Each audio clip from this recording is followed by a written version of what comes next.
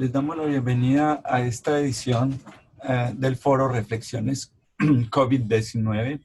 Este es un espacio apoyado por por las escuelas de microbiología, la Escuela de Salud Pública eh, y los profesores, organizado por los profesores Marlene Valencia, Mónica Lopera, Andrés Felipe Villa, Diego Morales, Jesús Alonso Jaramillo y quien les habla, Juan Carlos Zapata.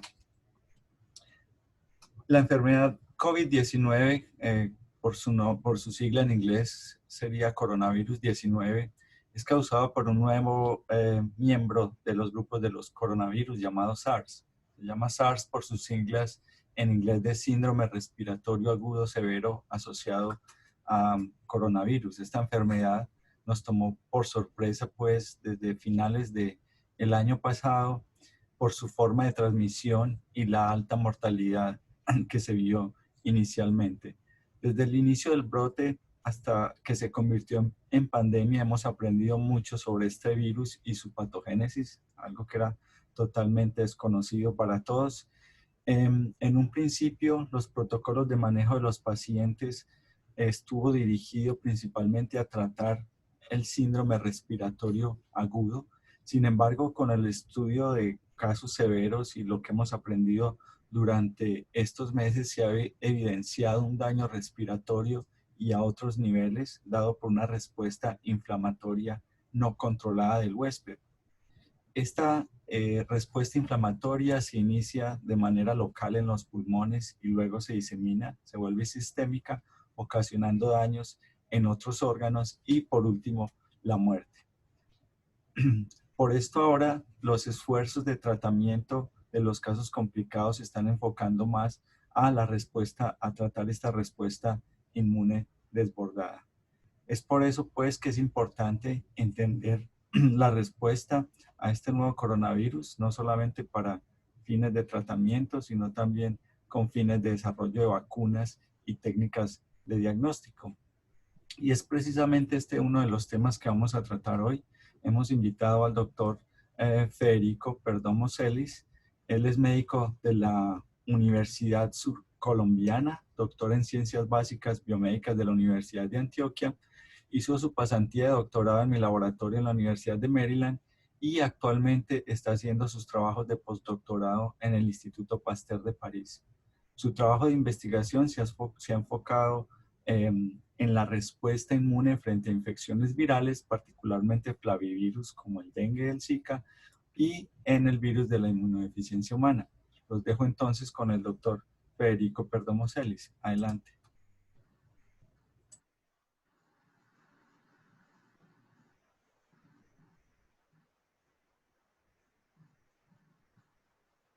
Muy buenos días. Quiero primero pues agradecer a Juan y Alonso por la invitación. El día de hoy entonces les voy a hablar acerca de la respuesta inmune y sus alteraciones en COVID-19. Primero quiero hacer notar pues que, pues como todos sabemos, la investigación en este campo pues está avanzando supremamente rápido y ya lo que se ha publicado ayer probablemente en unos días va a estar desactualizado, así que lo que les traigo hoy es justamente lo más actualizado, incluso hasta esta mañana, y probablemente pues seguiremos aprendiendo mucho más al respecto. Entonces, la agenda de mi presentación, primero voy a hablar acerca de los aspectos generales de la respuesta inmune innata y adaptativa, las características básicas del SARS-CoV-2 y los virus relacionados, la respuesta inmune frente a este virus, tanto innata y adaptativa, haciendo un énfasis en la respuesta de anticuerpos. Finalmente hablaremos sobre las alteraciones inmunológicas que comúnmente se encuentran en los individuos con COVID-19 y las opciones inmunoterapéuticas con las que se pueden contar. Entonces, para empezar a hablar acerca de los aspectos generales de la respuesta inmune innata, esto es pues, a modo global ante cualquier patógeno.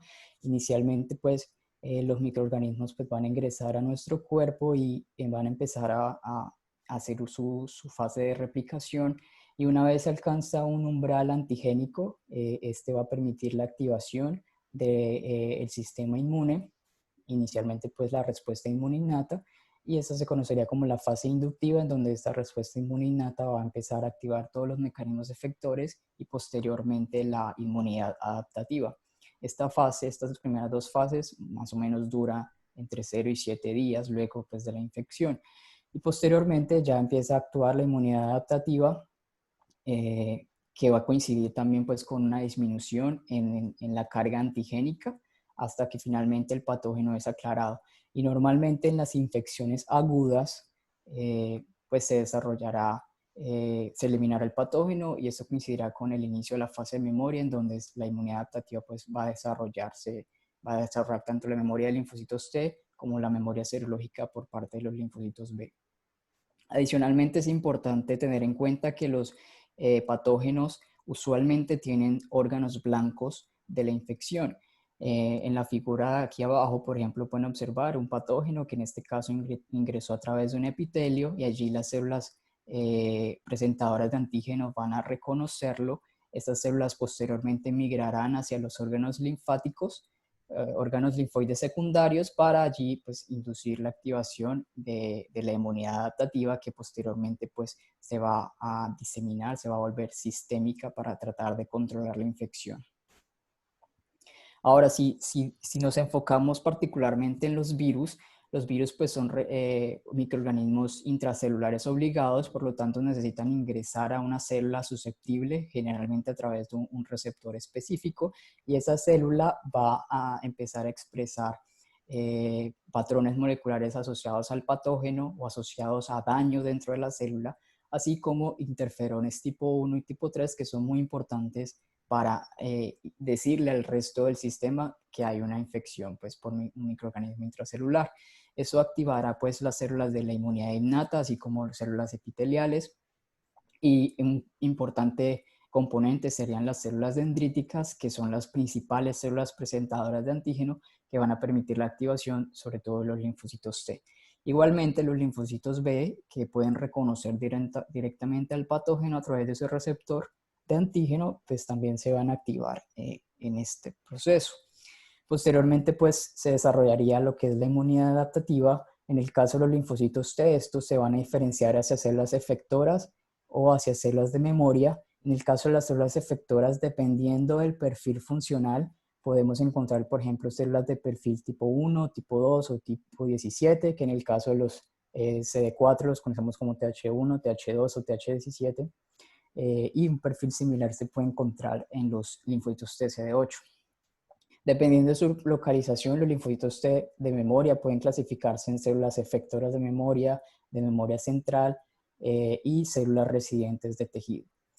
Los linfocitos B, por su parte, en los órganos linfoides secundarios van a hacer lo que se conoce como la reacción de centro germinal, en donde van a empezar a proliferar, a diferenciarse, empezar a producir los primeros anticuerpos y sobre todo mejorar la especificidad contra el antígeno de interés. Por supuesto, como en todo proceso biológico, existen mecanismos regulatorios que aquí los vemos en el caso de los linfocitos T reguladores y células reguladores de origen mieloide, que su función pues básicamente va a ser tratar de apagar o de controlar la respuesta para que esta no sea exacerbada. Ahora vamos a hablar acerca de las características básicas del SARS-CoV-2 y los virus relacionados.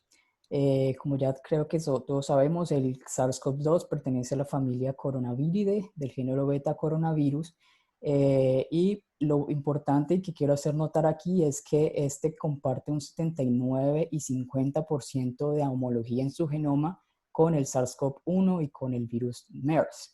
Eso pues tiene unas implicaciones muy importantes en el contexto inmunológico que vamos a ir tratando a lo largo de esta charla. Estructuralmente, el virus está conformado por diferentes proteínas y por su genoma de RNA de cadena sencilla de polaridad positiva. Y estas proteínas van a ser muy importantes ya que el sistema inmune pues, va a dirigir su respuesta frente a diferentes de estas proteínas. En este caso quiero resaltar la proteína Spike OS, ya que es el principal blanco de los anticuerpos, además de que es la proteína que media la entrada del virus a la célula blanco. Como les decía, los patógenos pueden tener un órgano blanco y pues como es conocido, el pulmón es el órgano blanco en el caso del SARS-CoV-2, pero hay que tener en cuenta que la infección se puede hacer o el proceso inflamatorio puede hacerse sistémico. Entonces, el receptor específico en la célula blanco, que son los linfocitos tipo 1 y tipo 2, es la enzima convertidora de angiotensina tipo 2. Y algo importante es que ese receptor, una vez el virus ingresa a la célula, el receptor es regulado negativamente, y lo cual también tiene ciertas implicaciones inmunológicas que veremos también más adelante. Algo importante es que las interacciones del SARS-CoV-2 con el hospedero recapitulan varias características de otros coronavirus, y de hecho aquí traigo evidencia también o lo que sabemos de las infecciones previas por SARS-CoV-1 o MERS, dado que la secuencia genómica es compartida, como les dije, y los mecanismos de señalización inmune innata son conservados también entre estos virus. Esta figura tal vez va a resumir gran parte de la importancia del sistema inmune en esta infección. Como podemos ver acá en la historia natural de la infección, si tomamos el tiempo desde el inicio de los síntomas en días y en el eje Y los niveles relativos, en este caso de carga viral, de la severidad de la enfermedad y de marcadores inflamatorios, vemos que podemos encontrar tres fases de la infección. Una fase temprana que coincide pues con el pico de la carga viral, luego una fase pulmonar en donde encontraríamos las principales manifestaciones pulmonares, y finalmente una fase hiperinflamatoria en donde ocurren la mayoría de complicaciones y además coincide con el pico de los marcadores inflamatorios. Pero lo que quiero hacer notar acá es que vean que la fase de complicaciones es donde ya casi que tenemos carga viral indetectable, lo que nos sugiere que es más la respuesta inmune del hospedero, más que como tal la replicación del virus, la que estaría asociado con las manifestaciones severas de la enfermedad. Entonces, justamente vamos a empezar a hablar de la respuesta inmune frente al SARS-CoV-2, empezando por supuesto con la inmunidad innata. Entonces, la inmunidad innata es la encargada del reconocimiento del virus y de la activación inmune de la respuesta efectora. Entonces, brevemente, existen gran cantidad de receptores que se conocen como receptores de reconocimiento de patrones, que reconocen pues moléculas compartidas entre los patógenos, por ejemplo, lipopolisacáridos o el RNA de cadena sencilla, etc. Tal vez los más conocidos son los receptores tipo TOL, que podemos encontrar tanto de membrana como endosomales. Y pues no voy a entrar en detalle en la vía de señalización, pero el punto es que la activación de estas vías va a llevar a la producción de dos importantes moléculas. Uno son los interferones tipo 1, que como les dije son clásicamente antivirales, y dos, las citoquinas proinflamatorias. Dependiendo de los niveles de que se produzcan de uno u otro tipo de citoquinas, pues así mismo vamos a ver las diferentes manifestaciones clínicas en los individuos. Ahora, en el caso del SARS-CoV-2, tenemos un claro componente inflamatorio en esta infección. Como podemos ver, diferentes estudios han mostrado un incremento en los niveles de citoquinas inflamatorias como TNF-alfa, interleuquina 6, interleuquina 1 beta, un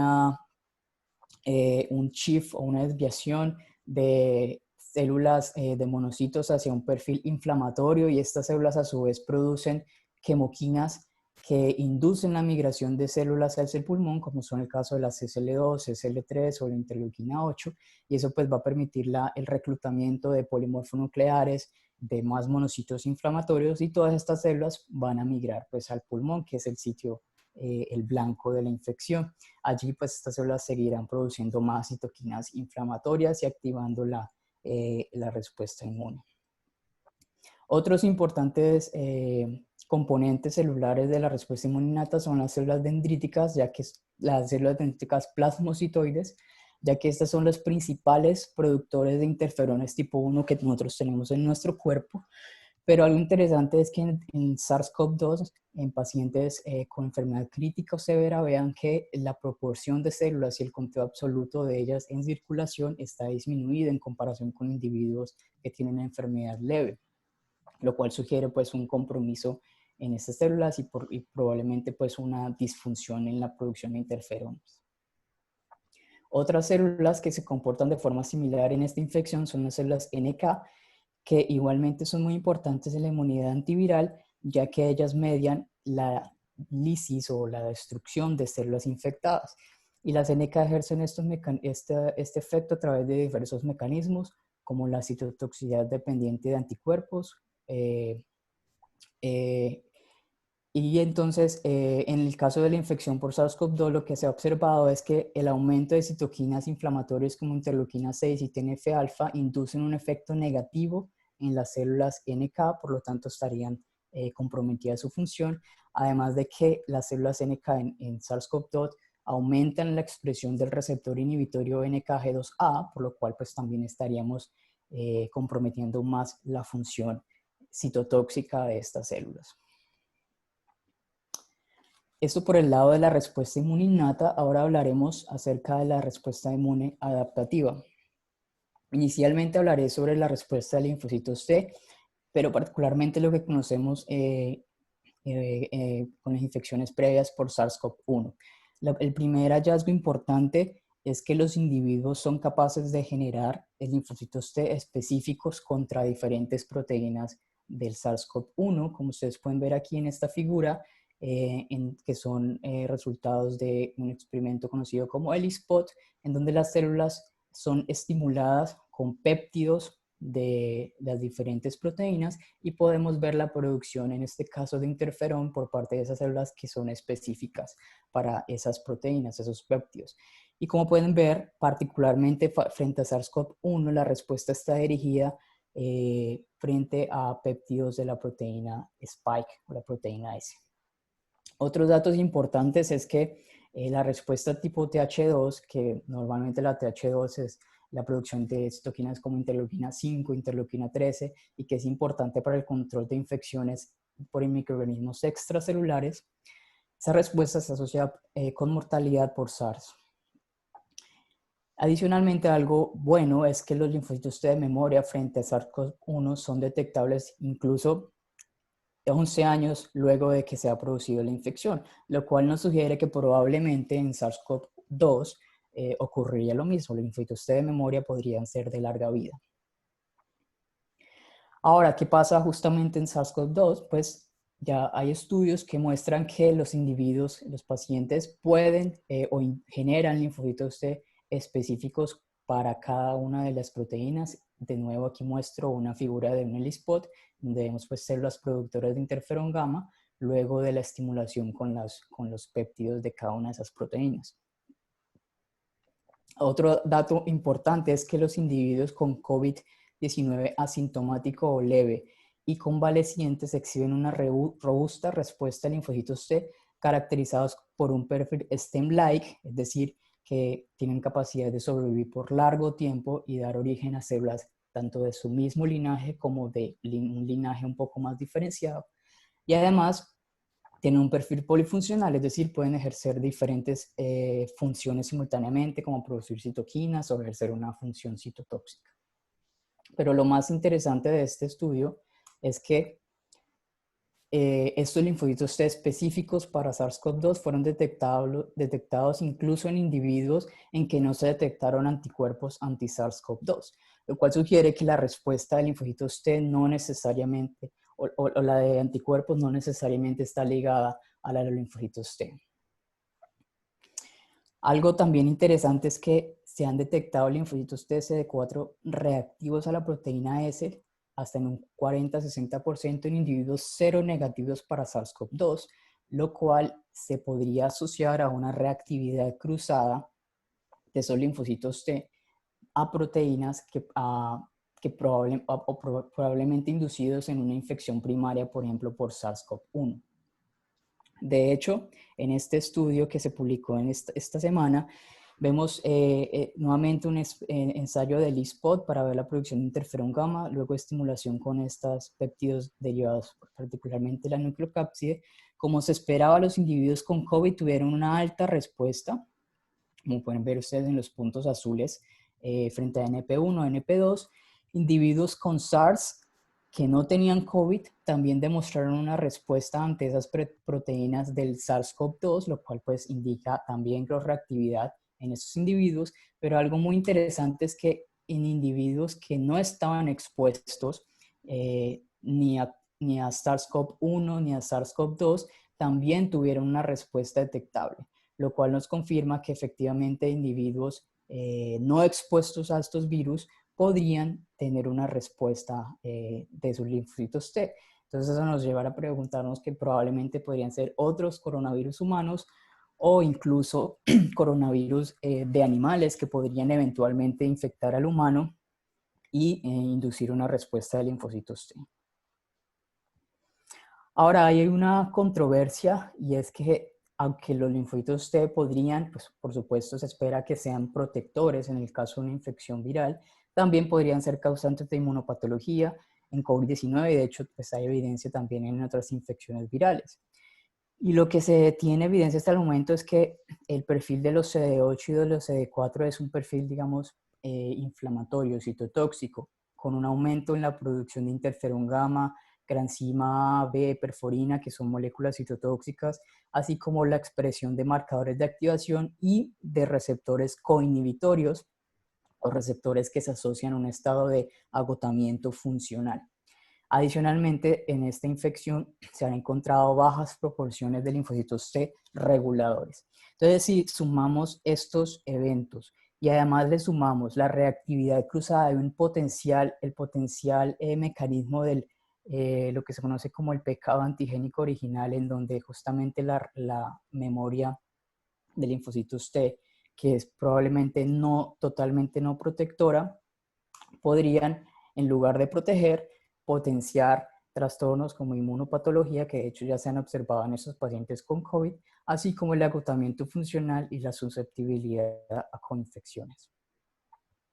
No obstante, podemos decir como una conclusión para cerrar esta parte de los linfocitos T, que los humanos generan linfocitos T específicos para SARS-CoV-2 y podrían tener un potencial papel protector, pero también patogénico. Así que hasta el momento no sabemos exactamente cuál sería el papel de ellos. Ahora hablaremos sobre la respuesta de anticuerpos frente al SARS-CoV-2.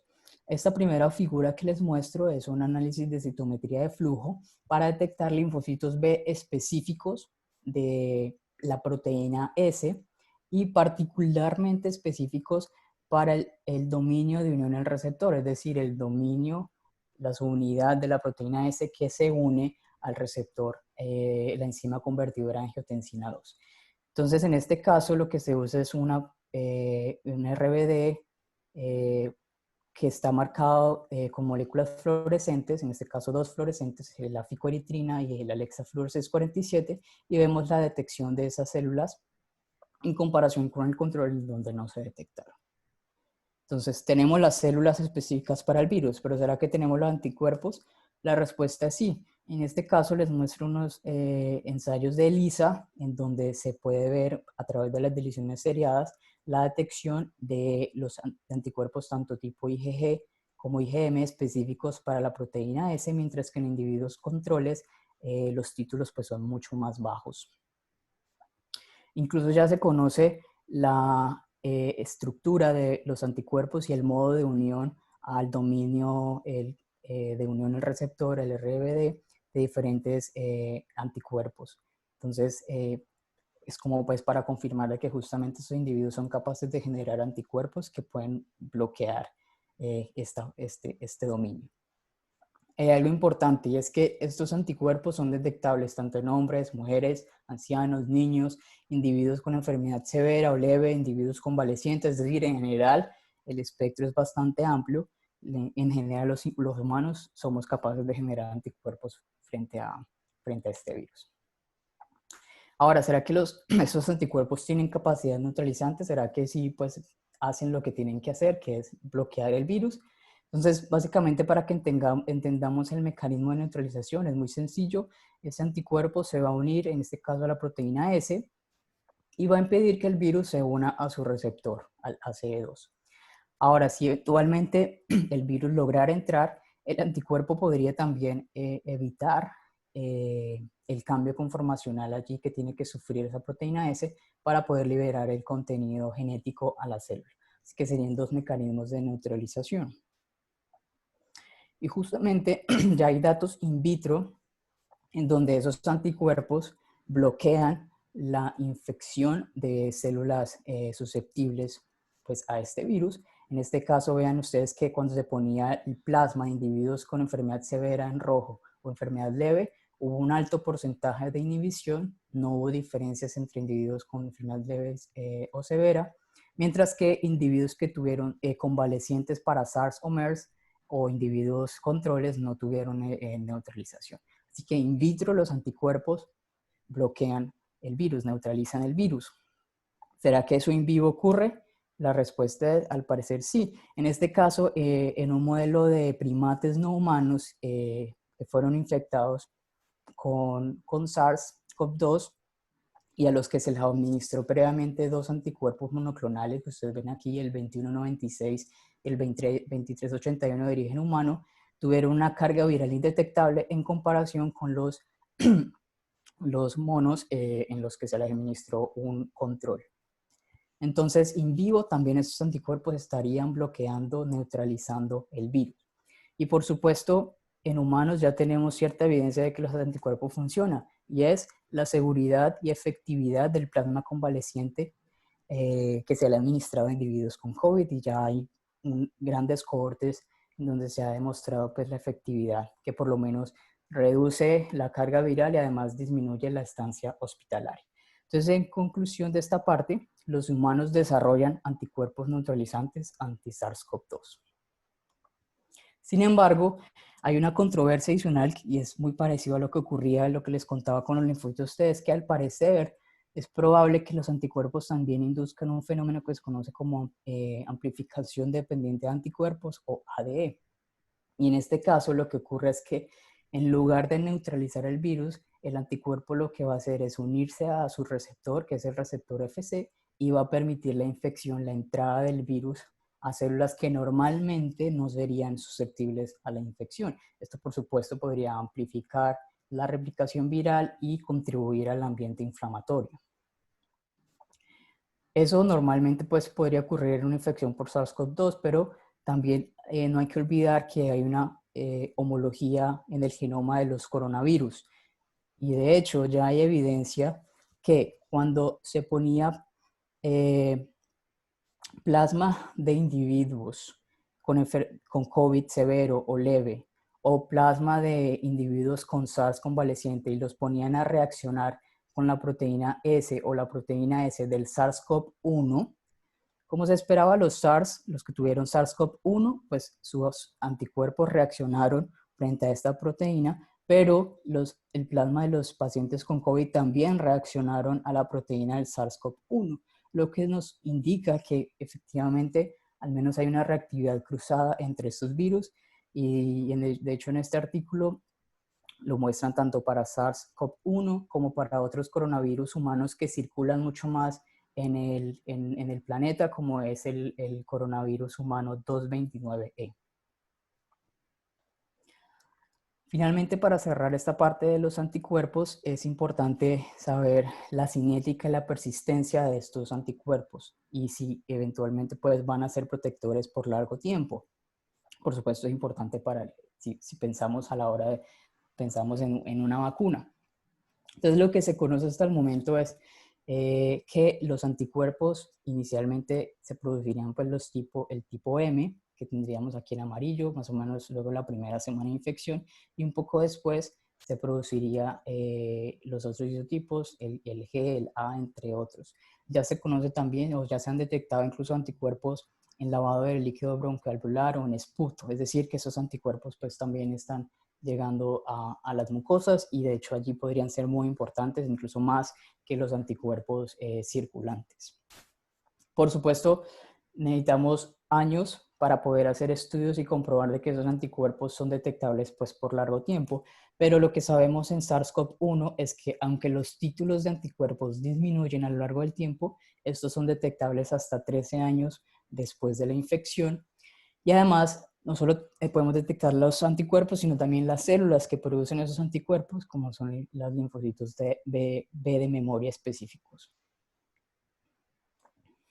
Muy bien. Vamos ahora a hablar acerca de las alteraciones inmunológicas que comúnmente se encuentran en los individuos con COVID, que son básicamente tres: una pobre respuesta de interferones tipo 1, la tormenta de citoquinas y la linfopenia.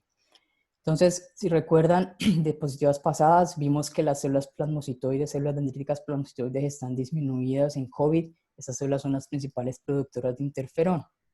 Pero adicionalmente, los coronavirus, así como otros virus, tienen diferentes mecanismos de evasión de la respuesta a interferones tipo 1, diferentes proteínas virales como la proteína N, la proteína no estructural 4A de estos coronavirus pueden bloquear diferentes proteínas que van a inducir la transcripción de los interferones tipo 1. Entonces tenemos una baja producción de interferones tipo 1, pero adicionalmente los virus también pueden bloquear la vía de señalización del interferón. Así que tenemos tanto poco interferón y el poco que se produce no va a ejercer efectivamente su función. Justamente en individuos con COVID se ha visto que en individuos con enfermedad crítica los niveles de interferón son muy bajos en comparación con individuos con enfermedad leve, y además este interferón tiene una pobre actividad in vitro, que en este caso no bloqueaba pues la replicación viral in vitro. Además, esto es también una cuestión de cinética, ya que en individuos en donde la respuesta a interferón se monta tempranamente, más o menos al segundo o tercer día, esto se asocia con una baja carga viral y enfermedad leve, mientras que si los individuos montan la respuesta un poco más tardía, al cuarto o quinto día, ya la carga viral va a ser muy alta y se va a desarrollar enfermedad severa. El otro trastorno que les comentaba es la tormenta de citoquinas o el síndrome de liberación de citoquinas. Acá les traigo dos ejemplos que son la interleuquina 6 y el TNF-alfa, que son dos potentes citoquinas proinflamatorias. Y vemos que individuos críticos tienen altos niveles de esas citoquinas en comparación con individuos con enfermedad leve. Y además, el perfil transcriptómico de individuos con enfermedad crítica, hay un incremento en la expresión de genes asociados con la vía del NF-κB, que es el factor de transcripción encargado de inducir la transcripción de estas citoquinas. Por supuesto, este ambiente inflamatorio va a inducir la activación del endotelio, los fenómenos procoagulantes, coagulación intravascular diseminada, fuga capilar, síndrome hemofagocítico, daño tisular y falla multiorgánica. Todas estas manifestaciones ya se han reportado en COVID-19.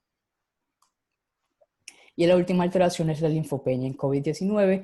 La linfopenia es particularmente de linfocitos T, y aunque no se sabe exactamente el mecanismo, diferentes pues, procesos se han propuesto. El primero sería la replicación directa del virus en las células. Sin embargo, la replicación del SARS-CoV-2 y del SARS-CoV-1 es abortiva, es decir, el virus no se puede replicar en estas células, así que probablemente no sea un mecanismo importante, pero sí podría activar vías apoptóticas luego del reconocimiento a través de receptores de reconocimiento de patrones.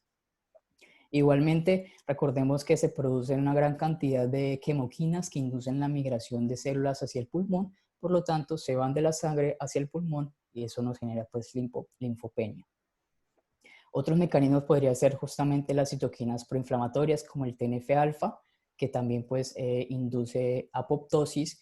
La interacción con células presentadoras de antígeno a través del TCR induce la expresión de marcadores de activación como HLA-R, CD38 y receptores que inducen apoptosis como el FAS y el PD1.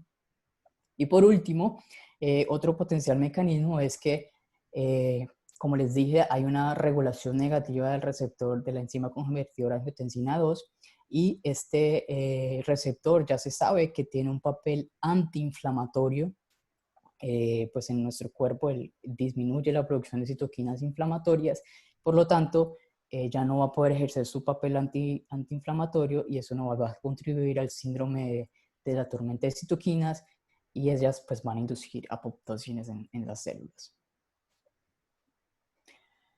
Muy bien, ya para terminar, vamos a hablar brevemente acerca de las opciones inmunoterapéuticas en COVID-19. Una opción inmunoterapéutica que podríamos usar, que es relativamente accesible y que se ha evaluado en diferentes infecciones virales, es la administración de interferones tipo 1, que va a ejercer un efecto antiviral. Entonces podría usarse esto, por ejemplo, en fases tempranas de la infección.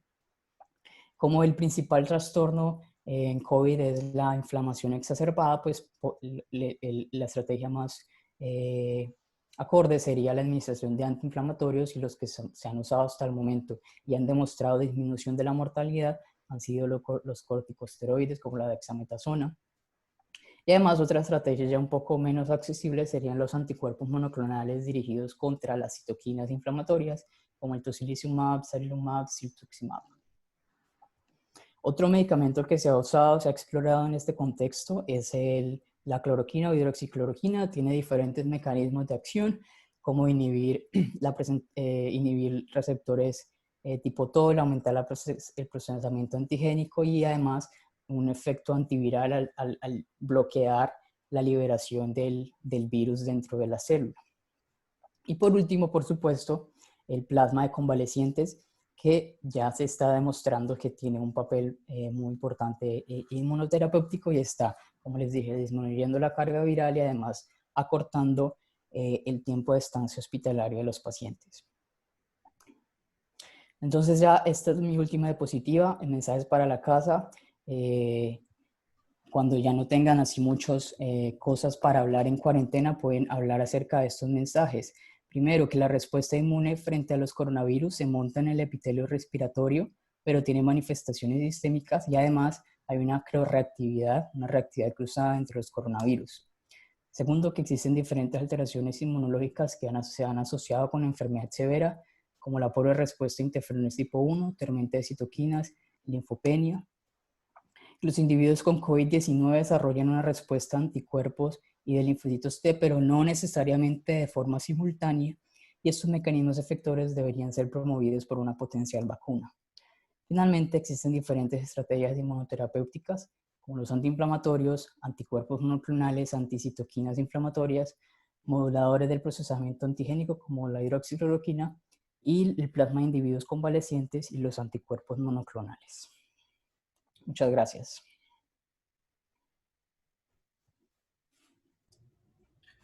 Muchas gracias, doctor Celis, por esta presentación tan clara y tan completa sobre la respuesta inmune al SARS-2. Vamos a seguir con la presentación de el doctor Herrera y al final entonces hacemos la sección de preguntas. Ya nos empezaron a llegar algunas preguntas. Les pido el favor, tengamos paciencia. Vamos a seguir entonces con la segunda parte de esta presentación, de este foro. Y como hemos visto, aunque esta enfermedad se presenta más frecuentemente en algunos segmentos de la población, como adultos mayores, hipertensos, diabéticos, obesos, entre otros, también se presenta en niños y adultos jóvenes, con casos severos y con resultados no predecibles. Estas observaciones clínicas sugieren entonces que hay diferencias genéticas que influyen en la severidad de la enfermedad, y sobre esto es que nos va a hablar el doctor Herrera. Estos factores de riesgo actualmente se están estudiando para tratar de encontrar pues esa conexión que explique esos genes específicos que den susceptibilidad en esos grupos de poblaciones que están más propensos a sufrir la enfermedad severa. El doctor Enrique Herrera es microbiólogo con una maestría del posgrado de Ciencias Básicas.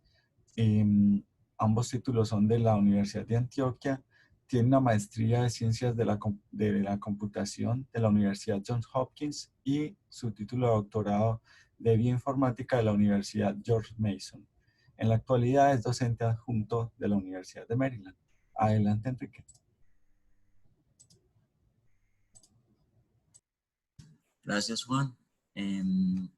Gracias a los organizadores por invitarme a hacer esta presentación.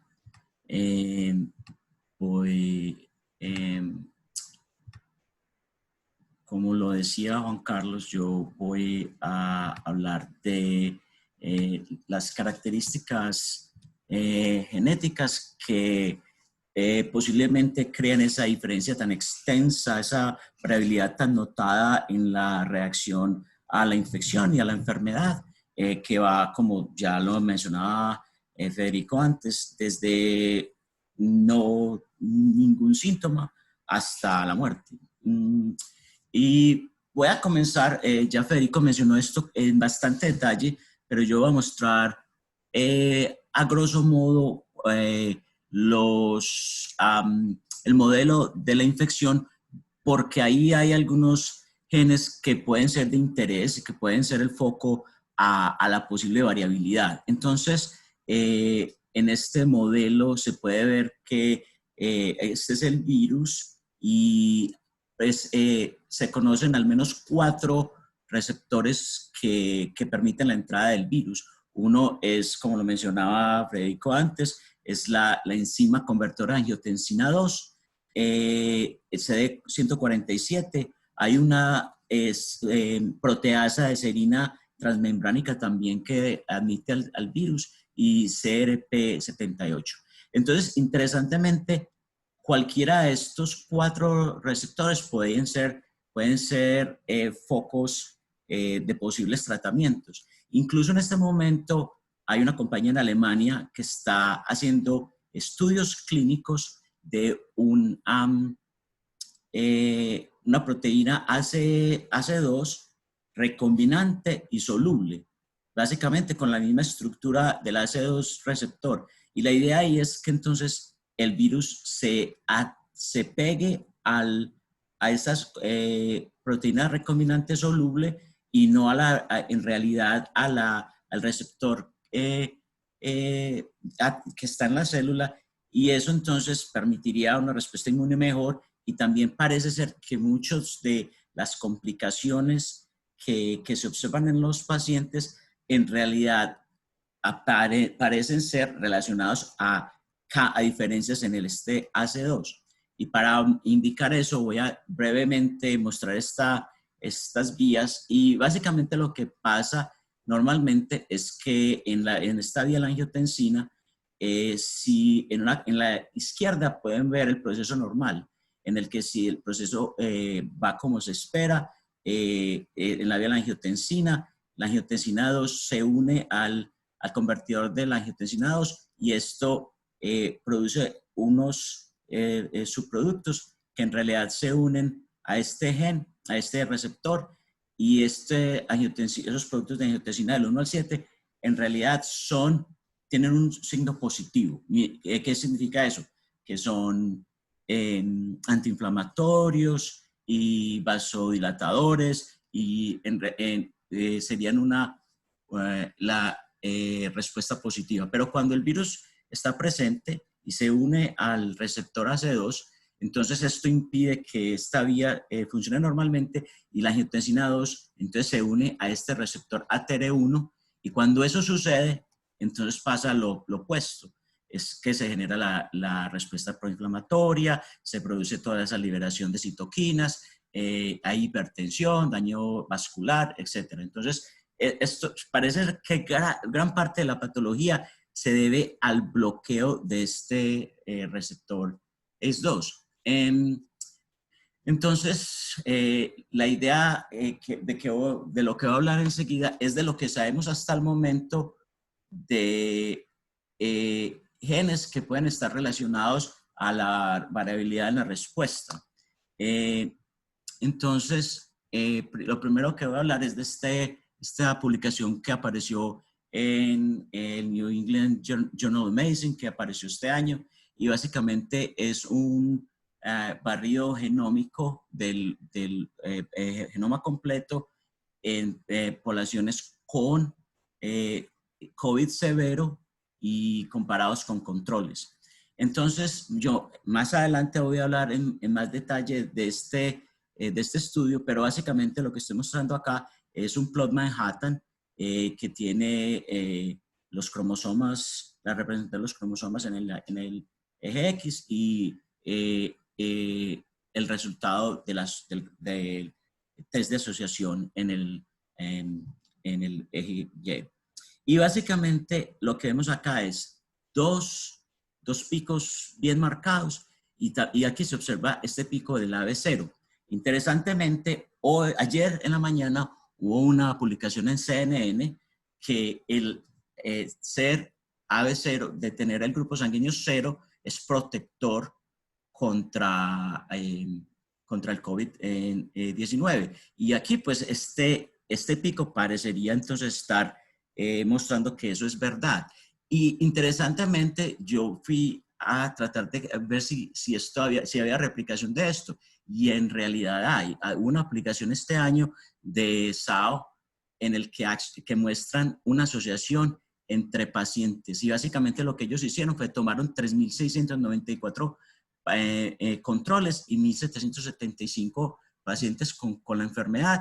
Y en realidad, entre la población normal, la frecuencia de 0 es 34%, pero la frecuencia entre los enfermos solamente 26%, mucho menor. Parece ser que el C0 tiene un efecto protector contra el COVID. Y la asociación pues, es significante para esa población, pues, 10 a la menos 3, parece ser que la asociación es correcta. Ya hay entonces, al menos dos estudios completamente diferentes y separados, mostrando que esta asociación en realidad existe. Y parece ser que el mecanismo es que el anti-A, que lo tienen las personas con grupo 0, ese anti-A se une a la proteína spike que estaba mencionando Federico y impide entonces la unión a la C2 y previene entonces todas las complicaciones. ¿Qué es interesante acá? Una cosa que me pareció interesante de este estudio es que si es el anti-A, entonces este efecto también se debería ver en los individuos que son B. Supuestamente B tienen anti-A, pero no se observa. Simplemente se observa en el O, entonces, en el 0. Entonces parece ser que es el 0, pero con algo más. No sabemos exactamente qué en este momento. Ya hablando más en detalle de este gen AC2, como habíamos hablado, es la enzima convertora de angiotensina 2, que ya mostramos cuál es el papel en la infección. Y básicamente se une a la spike proteína, como hablamos, y está en el cromosoma X. Y una cosa interesante de este gen es que está localizado en el cromosoma, en la parte del cromosoma X, cuando son mujeres, en la parte no inactivada. Y enseguida voy a mostrar por qué se parece ser que es cierto que eso que es así, que es en la parte no activada. Y entonces esto explicaría un poco tal vez por qué parece ser que los hombres tienen un problema, son más sensibles a la enfermedad que las mujeres. Parece ser que las mujeres tienen la habilidad de producir más AC2 que inicialmente uno pensaría, bueno, entonces si produce más AC2 la enfermedad sería severa, pero parece ser que al tener más AC2 aceptan el virus y al mismo tiempo pueden seguir regulando con las funciones normales y lo van a ver por qué en un momento. Antes de seguir, voy a hablar un poco de una publicación que hubo en Fronteras de Genética este mismo año y en el título de esa presentación era la falta de asociación con el fenómeno relacionado a COVID. Entonces, si usted lee ese papel, parecería ser que no hay asociación entre COVID y las enfermedades relacionadas, pero en realidad lo que ellos hicieron fue buscar la asociación con enfermedades con comorbilidades, como por ejemplo diabetes, hipertensión, daño vascular, todo esto, y no encontraron, pero en realidad ellos no tenían ningún paciente de COVID, entonces un poquito lo engañaron un poco el título, pero no parece ser que en realidad es significativo el estudio. Este gen voy a decir dos cositas interesantes, además de que está en el cromosoma X. Tiene 30.000 pares de bases y hay en esta parte inferior, se puede ver el número de polimorfismos que se han reconocido ahí. Tiene un buen número de polimorfismos, pero la mayoría son intrónicos y solamente hay 2 sinónimos y no hay ninguno que, al menos en la base de datos, que sea no sinónimo. Y es interesante, o sea, es bien conservada la función del gen. Y entonces, estos son los estudios que muestran la asociación entre AC2 y la presión arterial desde el punto de vista genético. Hay al menos, en esta publicación, hay 3 polimorfismos que se muestran asociados a la presión arterial. Y aquí, en la parte derecha, pueden ver cómo uno de esos polimorfismos tiene una asociación de 10 a la menos 10 en la presión diastólica y otro polimorfismo tiene una asociación no tan significativa, pues tan extrema, pero todavía presente, 10 a lo menos 3 en la función, la presión sistólica. Esto fue con una población Han China con 1998. Estos estudios que les estoy mostrando, todos en realidad son en esa población Han China. Y podría pensar uno que entonces es que estos polimorfismos se ven en la población china y no en otros. Pero no sé, para mí parece ser que es simplemente coincidencia, que si uno buscara estos polimorfismos en otras poblaciones, los encontraría y tendrían también alguna asociación. Ya este es otros 2 estudios distintos en los que se muestra también la relación de AC2 a la presión arterial. Y aquí muestro otros 2 variantes que también están asociadas con el control hipertensivo.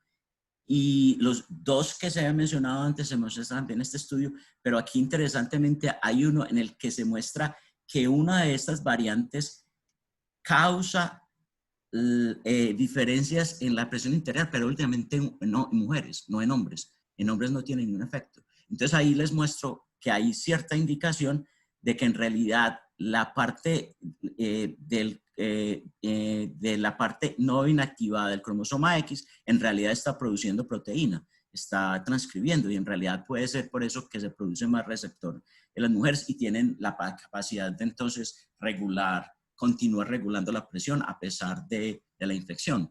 Al menos parecería ser la indicación.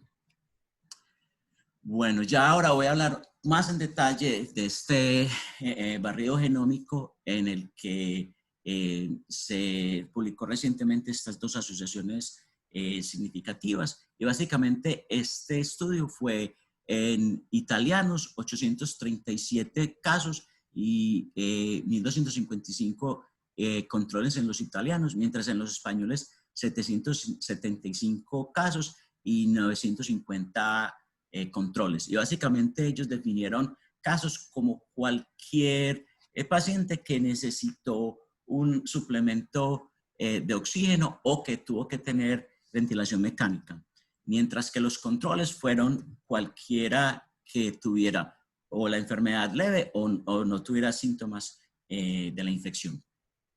Y otra cosa interesante de esta publicación es que en realidad ellos hicieron el panel, o sea, en realidad obtuvieron resultados para 7.200 polimorfismos, 712.000 polimorfismos. Eso era todo lo que estaba en el panel.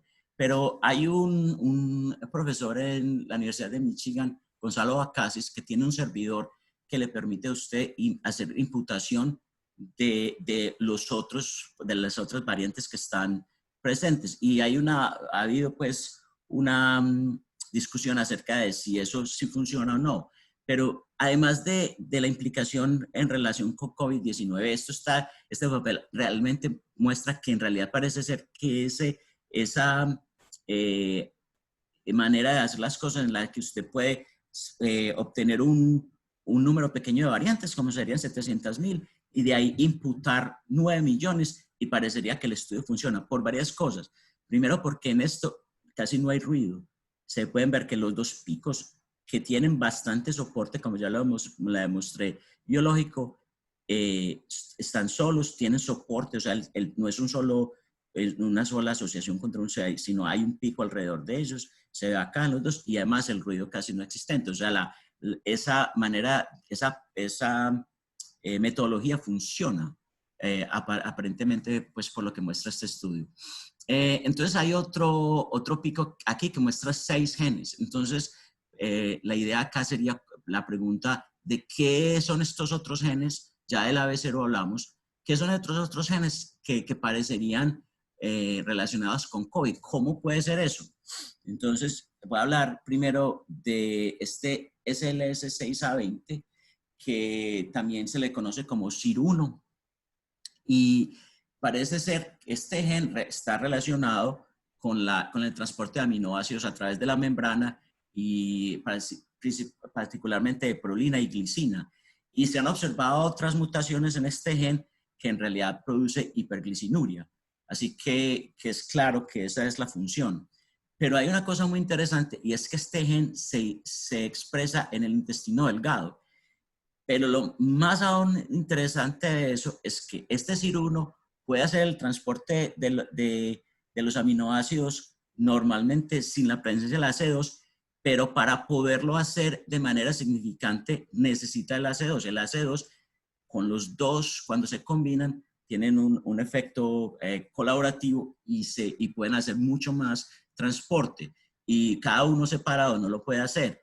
Y los dos se expresan en el intestino delgado. Entonces es interesante por qué, por qué sucede esto. Y aquí estoy mostrando los datos que muestran eso. Acá este es el transporte de prolina acá en el eje X. Y si lo observan, SIR1 puede hacer el transporte de prolina, pero cuando está el SIR1 y el AC2 combinado, es por ahí 3 o 4 veces, 3 veces tal vez la cantidad de transporte que lo puede hacer solo. El AC2 también lo puede hacer solo, pero de nuevo, combinados, hacen casi se combinan y hacen 3 veces, se potencian uno al otro. Y la pregunta es, ¿por qué? ¿Qué es lo que pasa entre esos dos? Y la otra pregunta es, ¿y si es así, qué tiene que ver eso con COVID-19? Entonces, la respuesta es, yo no sé, pero es interesante. Y aquí, este es un inmunoteñido del intestino delgado en ratones, mostrando la expresión de ambos. Acá en la parte izquierda, en verde, está la expresión del AC2 y en la parte derecha está en rojo la expresión de SIR1 y se puede ver claramente que están totalmente coexpresados. Pero, pues, ¿qué es lo que hace que esto tenga alguna relación con COVID? Pues ya aquí podríamos entrar en la parte especulativa, a tratar de generar hipótesis, qué es lo que pasa. Puede ser que haya replicación en el intestino del virus, no sé. Puede ser que tal vez la presencia, y puede ser para mí la más factible, que la presencia del SIR1 ocupe el AC2 y lo remueva de ciertas células que entonces puedan permitir la replicación a la infección por el virus. No sé, cualquiera de esos puede ser, pero para mí este sería el gen que tiene la mayor posibilidad de tener alguna otra relación con la infección o la patogénesis. En esos otros genes que habían en ese pico hay varias quimoquinas, ¿cierto? Y antes de terminar, pues quería hacer rápidamente una mención de cada uno de ellos. En realidad, pues el ZFL1 no parece ser muy una relación, produce un síndrome, polimorfismos en este gen produce un síndrome Barlett con obesidad y impedimento cognitivo, pero no se ve inmediatamente cómo estaría relacionado. Este FXCO1 causa cataratas congénitas y está relacionado un poco con el proceso autofágico. No sé exactamente si podría ser ese. Uno que me llamó la atención mucho, que parece ser muy interesante, sería esta quimoquina 6, el receptor de quimoquina 6. ¿Por qué? Porque este receptor de quimoquina 6 está relacionado con la resistencia viral, con el control viral durante la infección HBV1. Y se muestra claramente que entre este grupo de gente con este polimorfismo en particular, tienen una cantidad exagerada, una cantidad grande de controladores del virus. Entonces aquí está una proteína que realmente tiene una función clara, que está bien representada en los controladores del virus en HB1 y parece ser para mí otro blanco potencial. la otra XCR1, pues simplemente también involucrado en la inflamación.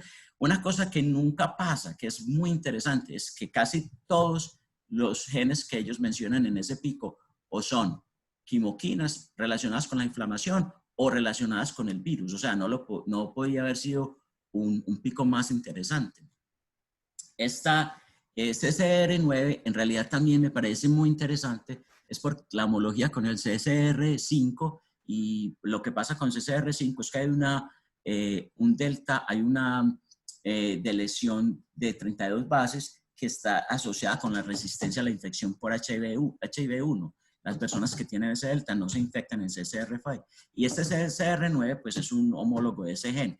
Pero también otra cosa que me pareció interesante es que este CCR9 también tiene expresión acá abajo en este plot, está la expresión en el intestino delgado y en el duodeno, y se ve que se expresa bastante en eso. Entonces parece ser, no me parece pues coincidencia que este gen también está en la misma región y se expresa en la misma región que las otras quimoquinas.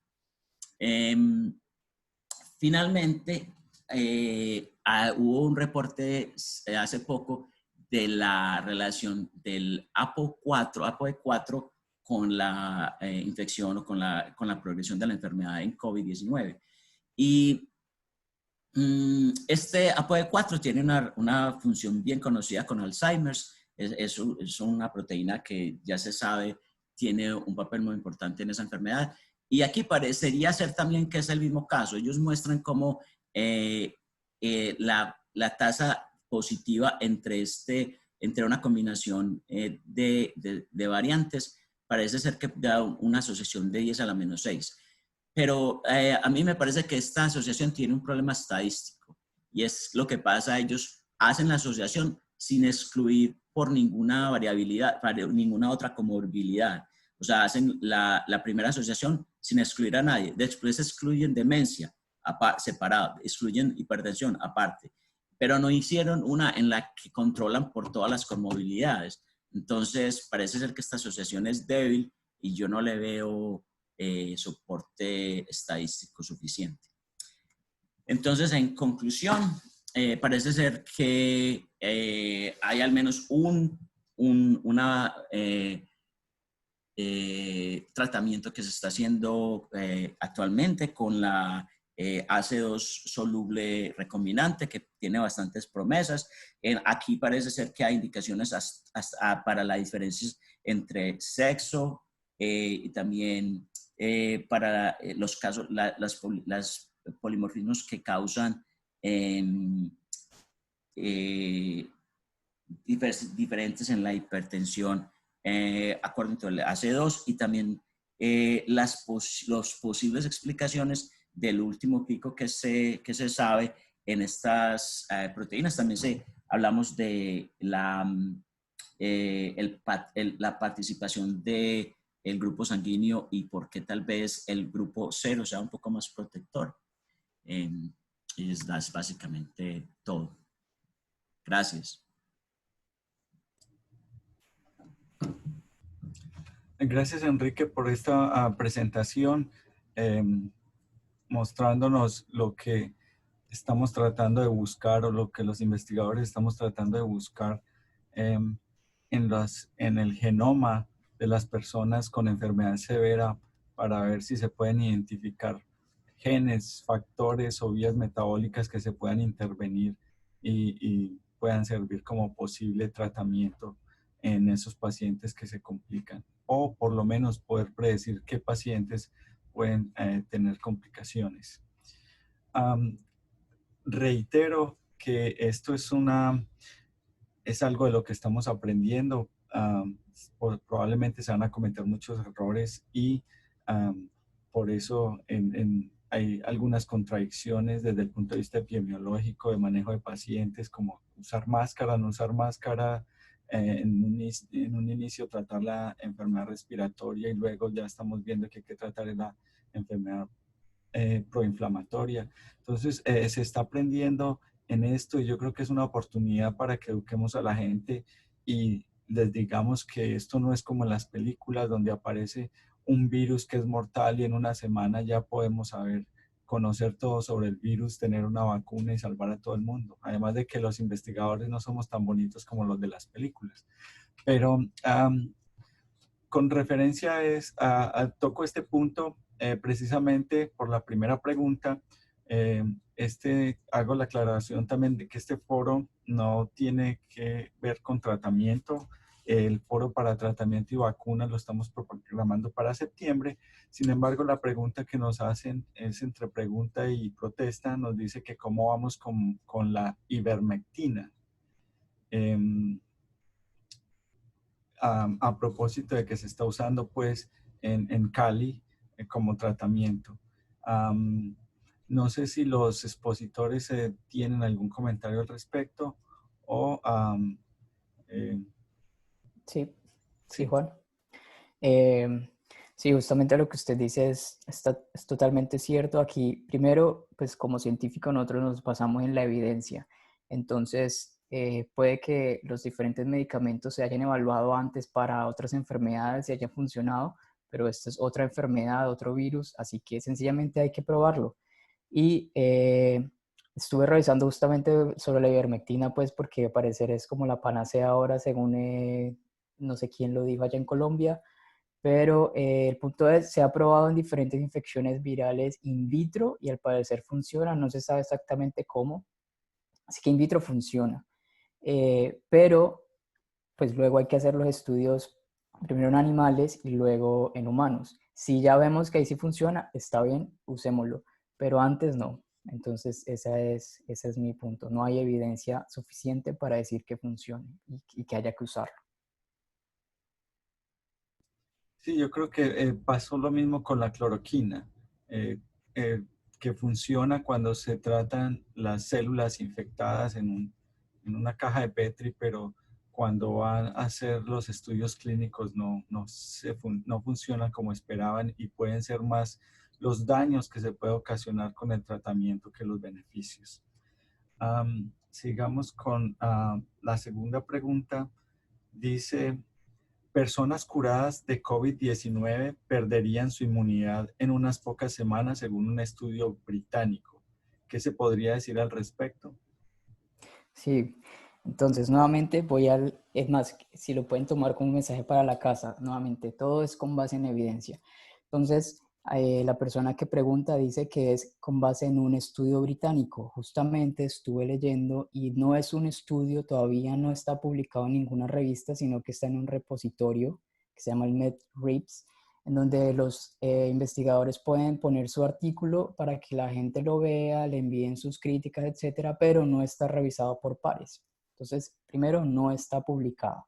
Y segundo, efectivamente el estudio dice que muestra que los anticuerpos hay una tendencia a la disminución, pero o sea, es lo esperado.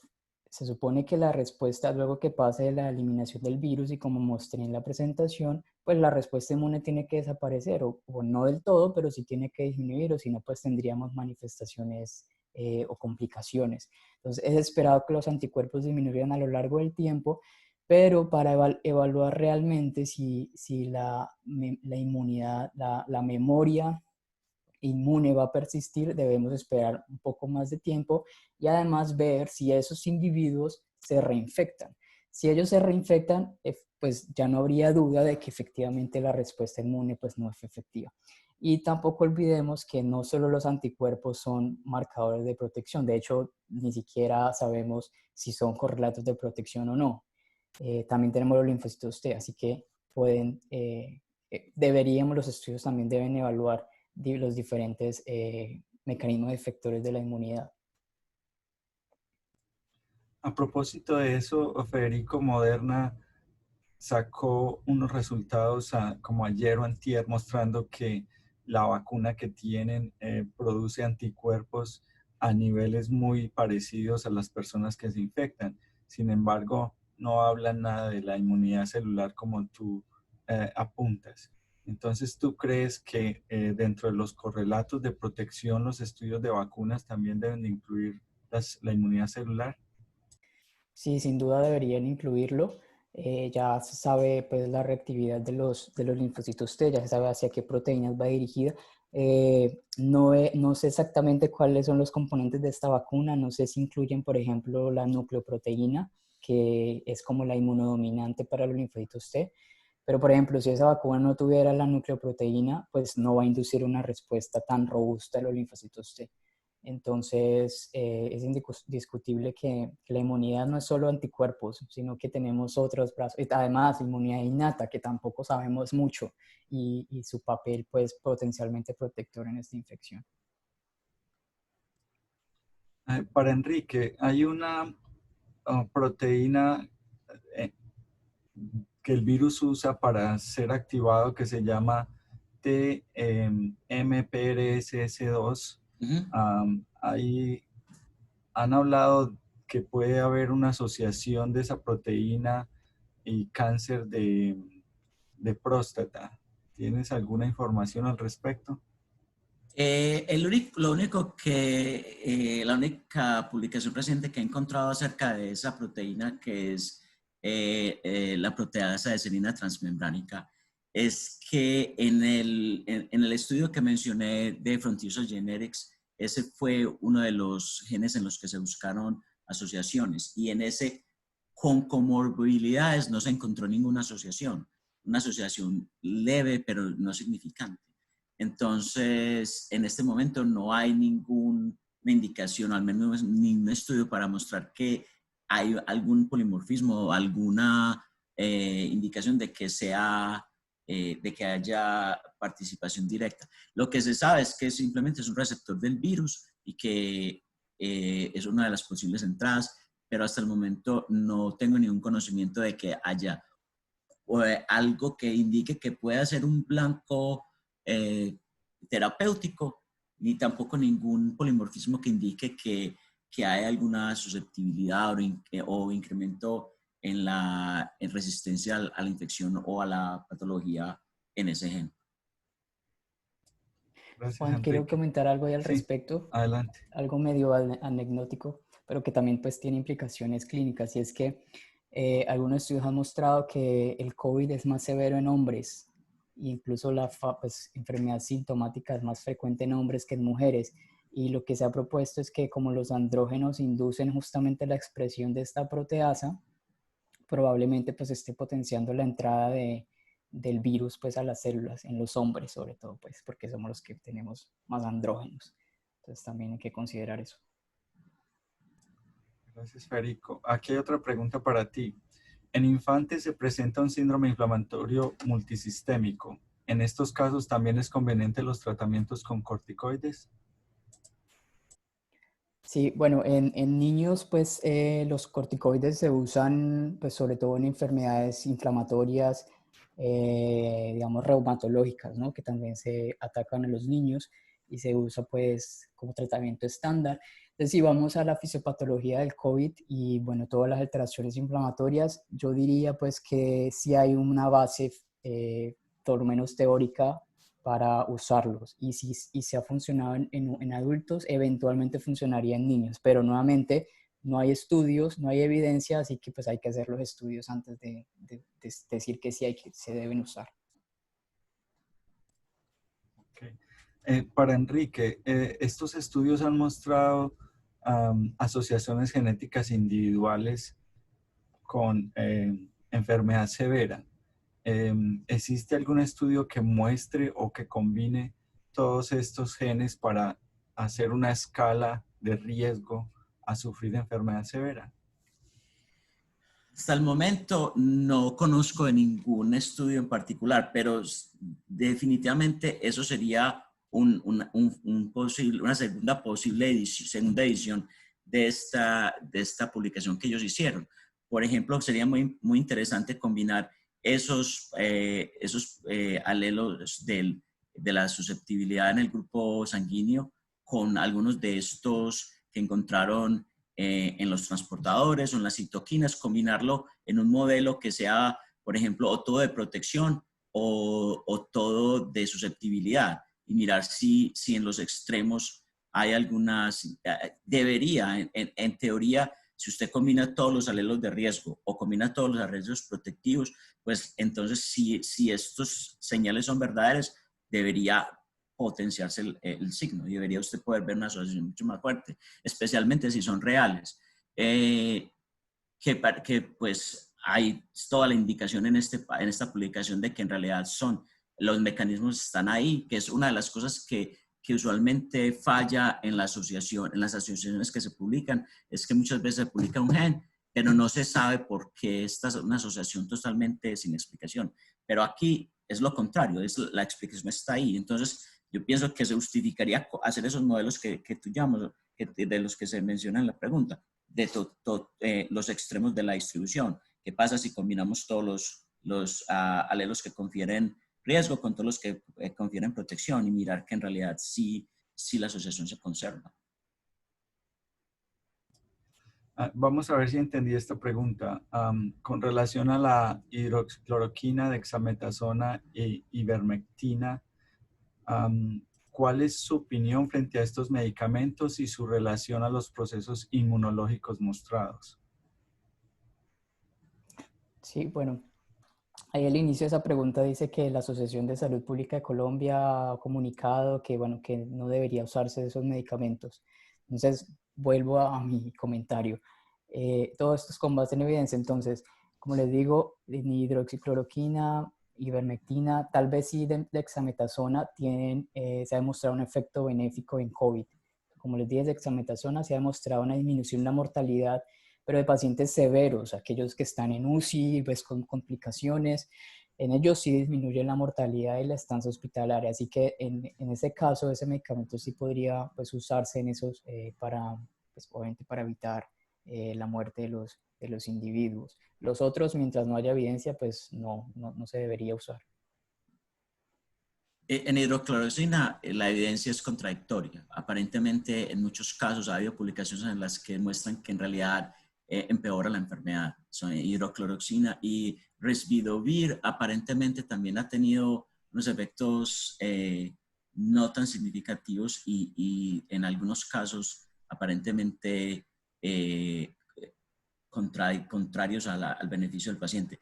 En realidad, para mí, el mensaje claro es ninguna de estas, hasta el momento no hay ninguna terapia que se sepa con seguridad y con estudios clínicos concretos que tiene un efecto beneficioso.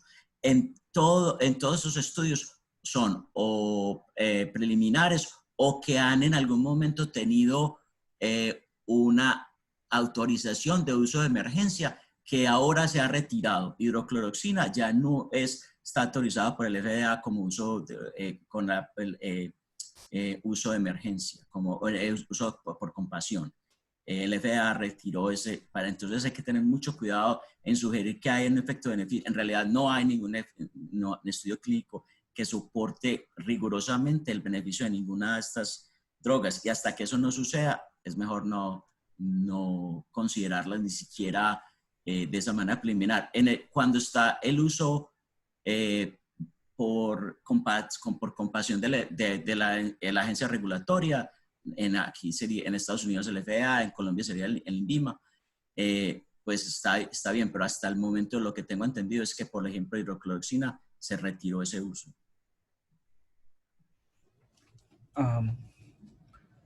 Aquí hay una pregunta para Enrique. ¿Se han realizado genotipados de pacientes leves y graves? ¿Se han realizado estudios de transcriptoma o algo que evidencie diferencias genéticas o de expresión entre estos pacientes?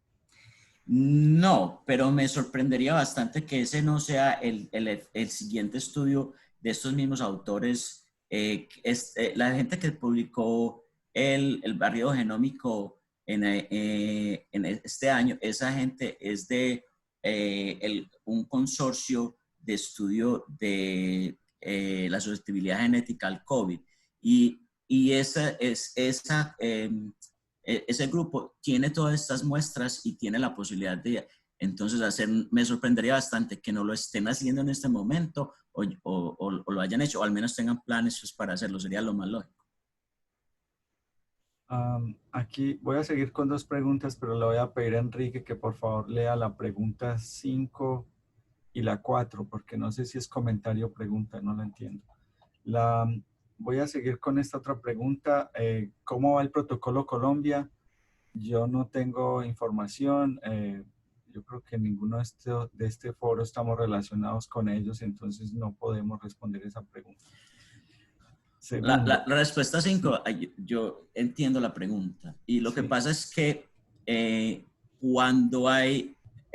hazla, Enrique, para que todos sepamos a qué se refiere, por Juan favor. Montefrío pregunta o hace el comentario. Básicamente las comorbilidades no están asociadas desde la genética al mecanismo como el virus entra y madura. Eso quiere decir que la asociación entre las comorbilidades y el virus está en otros sitios genéticos o en otros factores. Pero lo que pasa con esa pregunta es que cuando usted toma un fenotipo que es bien definido, como por ejemplo la infección o la enfermedad grave, es un fenotipo claramente definido y lo trata de estudiar a través de comorbilidades que son complejas. Por ejemplo, decir, bueno, no tengo los datos de COVID-19 o 19, pero lo que voy a hacer es buscar la asociación con la enfermedad cardiovascular. Pero la enfermedad cardiovascular es un fenotipo tan complicado que tiene centenares de genes que están asociados, que tiene un alto porcentaje de variabilidad ambiental. Entonces usted está tratando de encontrar información de algo que está bien definido a través de algo que no está bien definido. Y lo que pasa es que eso es muy difícil de hacer. Y la mayoría de las comorbilidades que se encontraron en ese asociación al fenómeno fueron enfermedades complejas. Entonces me parece que esa ruta de hacer las cosas es bien complicada. Me parece que es por eso. La pregunta es, parece ser que entonces los mecanismos son otros. Los mecanismos pueden ser genes que están relacionados a esas comorbilidades. Lo que pasa es que para detectarlo a través de ese mecanismo es más difícil. Otra pregunta para Federico. Según la respuesta inmunitaria presentada, ¿sí es conveniente utilizar antiagregantes plaquetarios? Bueno, pues hay una base teórica que indicaría que sí se deberían usar, pues porque la respuesta inflamatoria, proinflamatoria, pues se asocia con fenómenos procoagulantes. Entonces, en ese caso, los antiagregantes y pues, anticoagulantes podrían eventualmente ser útiles en esos pacientes con esas manifestaciones, no todos, pero con esas manifestaciones.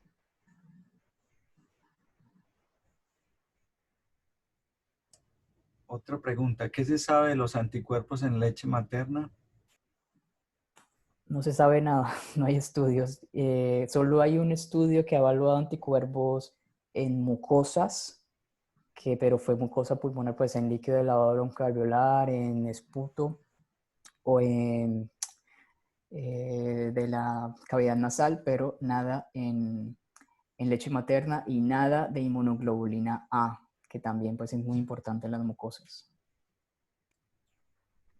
Otra pregunta, ¿es esperable que todos los infectados generen anticuerpos IgG o existen algunos subgrupos que no generen esos anticuerpos a largo plazo?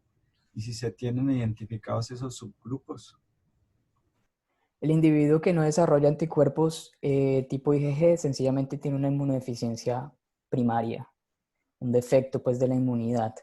Entonces hasta el momento no hay evidencia en COVID, pero hay una cohorte muy grande justamente liderada por un investigador francés que es el doctor Casanova, que justamente está estudiando individuos con enfermedades, con inmunodeficiencias primarias y ver si esto se asocia con severidad en COVID.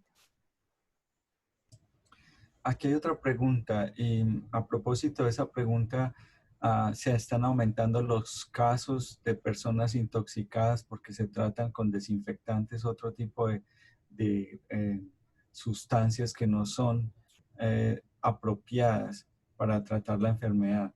Esta pregunta dice, ¿el uso de dióxido de cloro es correcto para combatir la infección por COVID-19? No. Entonces volvemos a lo de que hay que tener cuidado, no automedicarse y hay cosas que puede que la gasolina funcione contra el virus, pero también nos mata a nosotros. Claro, y recordar también que lo que estamos haciendo aquí es una discusión desde el punto de vista teórico en las cosas que pueden estar relacionadas o los posibles blancos a encontrar drogas o soluciones a la infección o a la enfermedad, pero que aquí no estamos discutiendo ninguna droga que esté aprobada ni para la que haya estudios clínicos que le permitan a nadie decir que esa droga va a ser eficaz para uso profiláctico o de ningún otro tipo. Según estudios en otros países avanzan para la vacuna, ¿considera que será necesario más de una dosis? ¿Será necesario crear otras vacunas para otros tipos de COVID?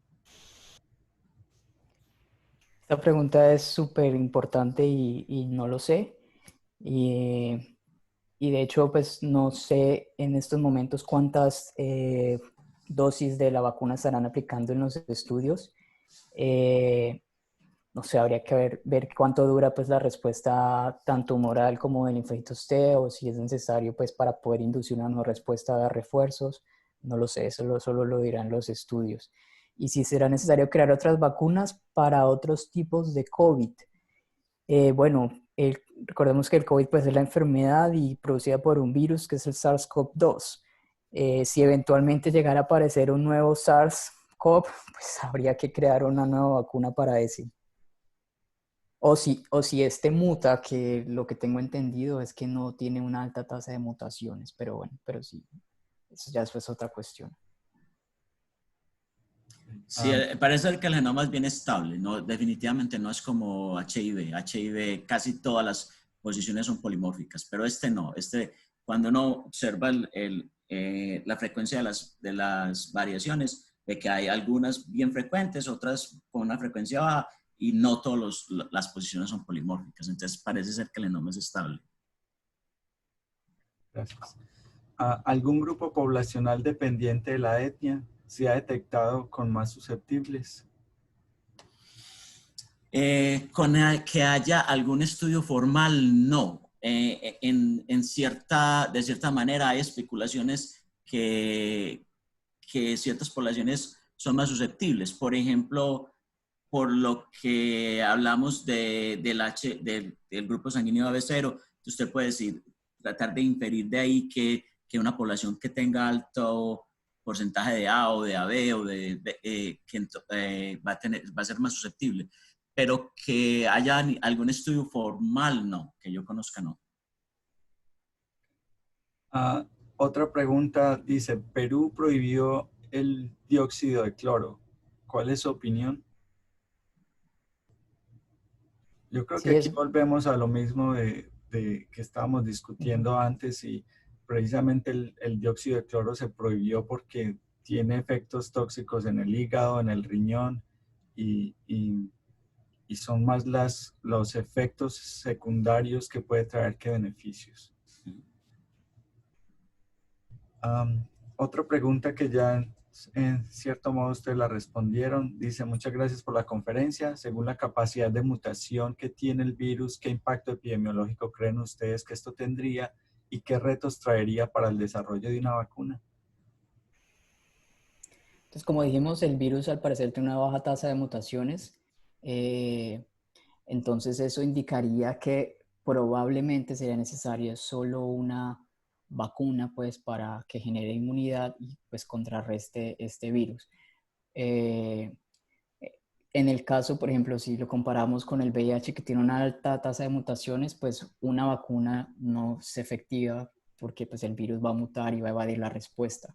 Entonces yo creo que en este caso una sola vacuna pues sería pues suficiente para eso. Sí, hay es un estudio claro en el que hay claramente un grupo, un clade, en el que usted puede diferenciar claramente que hay un virus que es más prevalente en Europa, y en Europa parece ser que está más controlado, y parece ser que el clade que tenemos en Estados Unidos, por ejemplo, es diferente.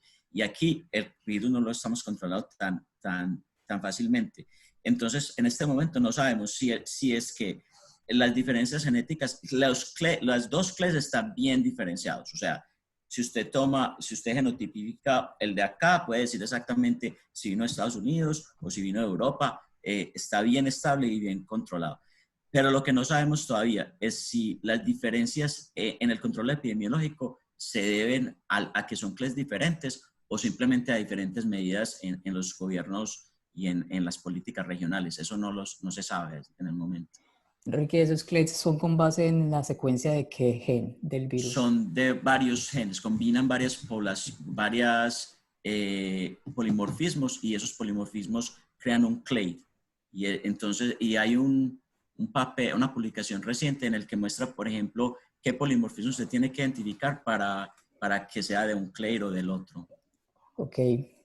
Ahora, la otra cosa es también recordar hacia qué proteínas, cuáles son las proteínas inmunodominantes del virus. Entonces, también lo que he leído es que la proteína S, la spike, es bastante conservada y sobre todo el dominio de unión al receptor, pues tiene que ser conservado, pues porque si no el virus pierde su capacidad de ingresar a la célula. Entonces, si los anticuerpos, si la vacuna induce unos muy buenos anticuerpos que se dirijan hacia ese dominio, pues el virus probablemente no va a poder evadir esa respuesta porque sencillamente pierde capacidad infecciosa. Así que reitero que una vacuna que haga eso sería suficiente. Yo quiero hacer un paréntesis acá también y decir que hacer énfasis en que los virus mutan, todos los virus mutan, unos más que otros. Entonces no es sorprendente que este virus esté cambiando. La pregunta es si esos cambios son biológicamente significativos. Hasta ahora, este virus, esos cambios parece que son deleterios, no son importantes, no se fijan en la población, no mejoran la capacidad de transmisión del virus. Es un virus relativamente estable, entonces por eso, como dice Federico y Enrique, una vacuna sería eficiente para este virus. Me acaba de llegar una información con respecto a lo del Protocolo Colombia. Hoy va a haber una conferencia organizada por la Universidad Pontificia Bolivariana, Pontificia Universidad Javeriana de Cali a las 4 de la tarde, donde el profesor Gustavo Gámez va a hablar sobre el Protocolo Colombia para los que están interesados. A ver, sigamos con las preguntas. Denme un segundo, por favor. ¿Qué posible explicación existe para la pérdida de inmunidad a lo largo del tiempo y qué hay de los resultados contradictorios de pacientes que tienen IgG, luego IgM, IgG, IgM, y si en ese orden y de repente ninguno? Bueno, eso está también asociado con una de las preguntas iniciales. Entonces, como les dije, en una respuesta inmune frente a una infección viral aguda, es esperado pues que luego de que se ha eliminado el patógeno disminuya la respuesta efectora, tanto el linfocitos T, la inmunidad innata y los anticuerpos, eso se espera.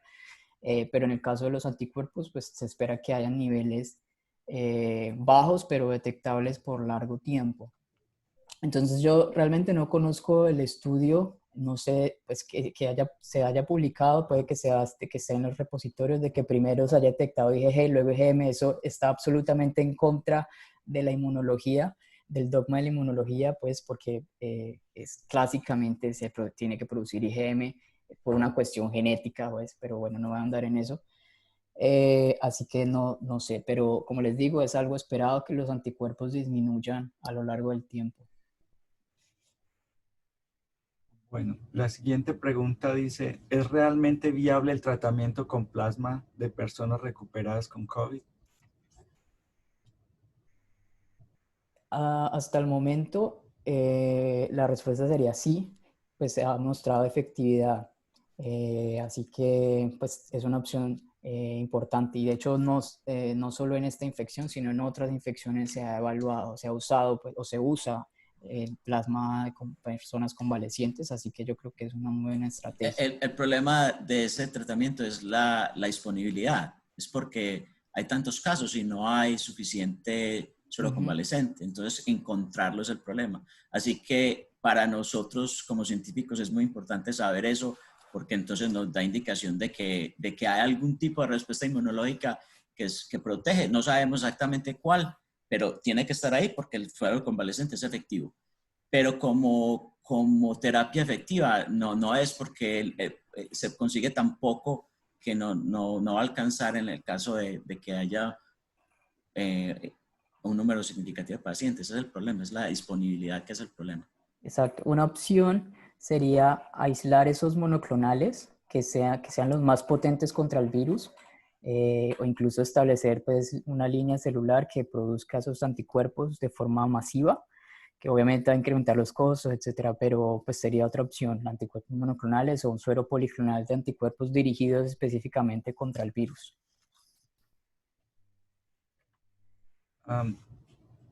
Dice, buenas tardes, por favor, la hipertensión controlada en una mujer de 64 años, ¿qué tanto la hace vulnerable al contagio y eventual desarrollo del ataque COVID-19?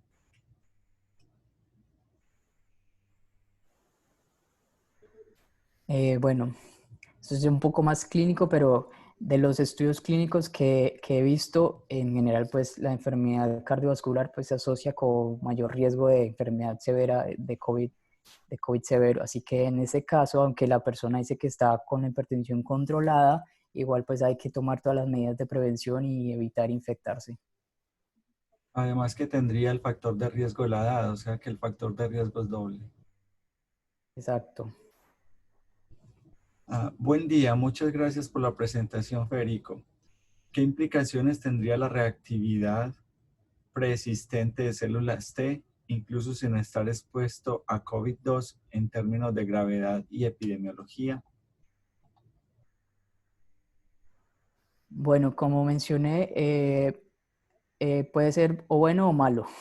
Entonces, en el caso bueno, podría ser pues que el individuo, como tiene linfocitos T que reaccionen contra el virus, digamos, de forma espontánea, pues podrían eventualmente controlar la infección. Pero está el otro lado, que es lo que les decía de la hipótesis del pecado antigénico original, y es que en vez de controlar la infección, potencie el ambiente inflamatorio.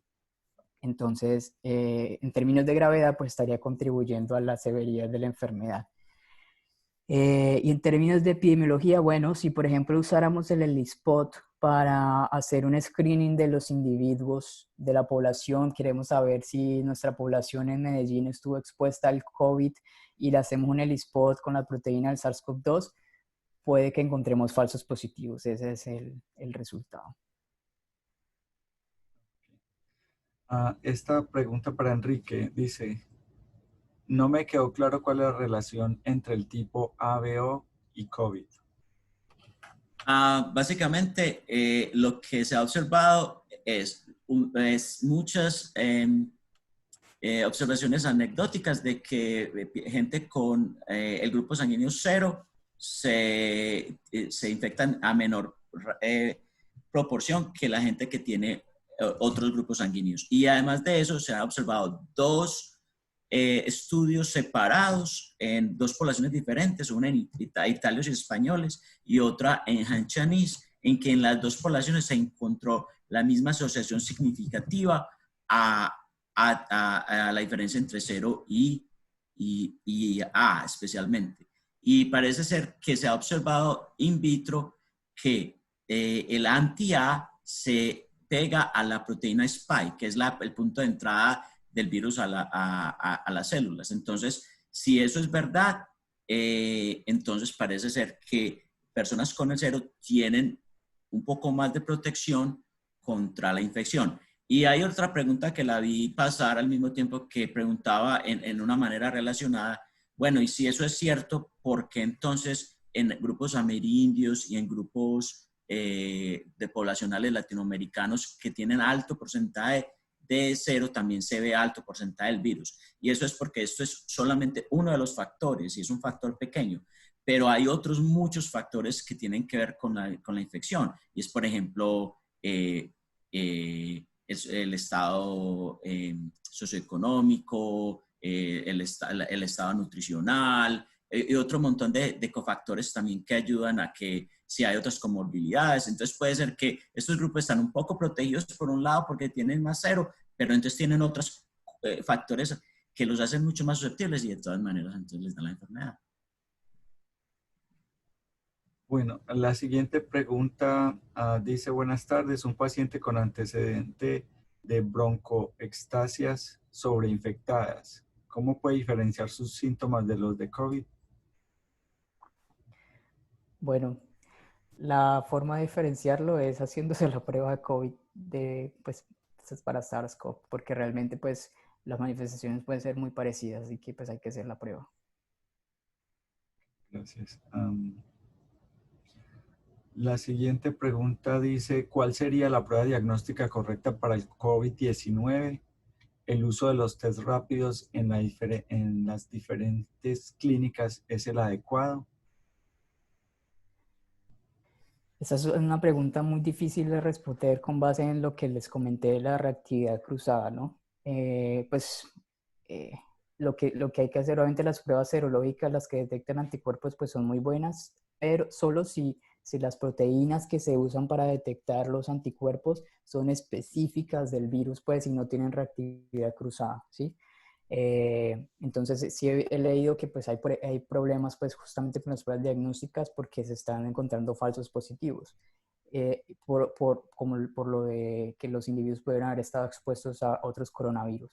Así que la respuesta es, hay que mejorar en las pruebas diagnósticas pues para poder tener una mejor especificidad de la prueba para COVID, pues para SARS-CoV-2.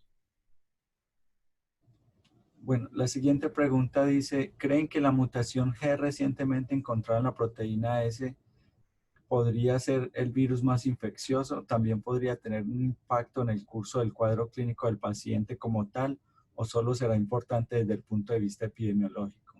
Tasa de contagio.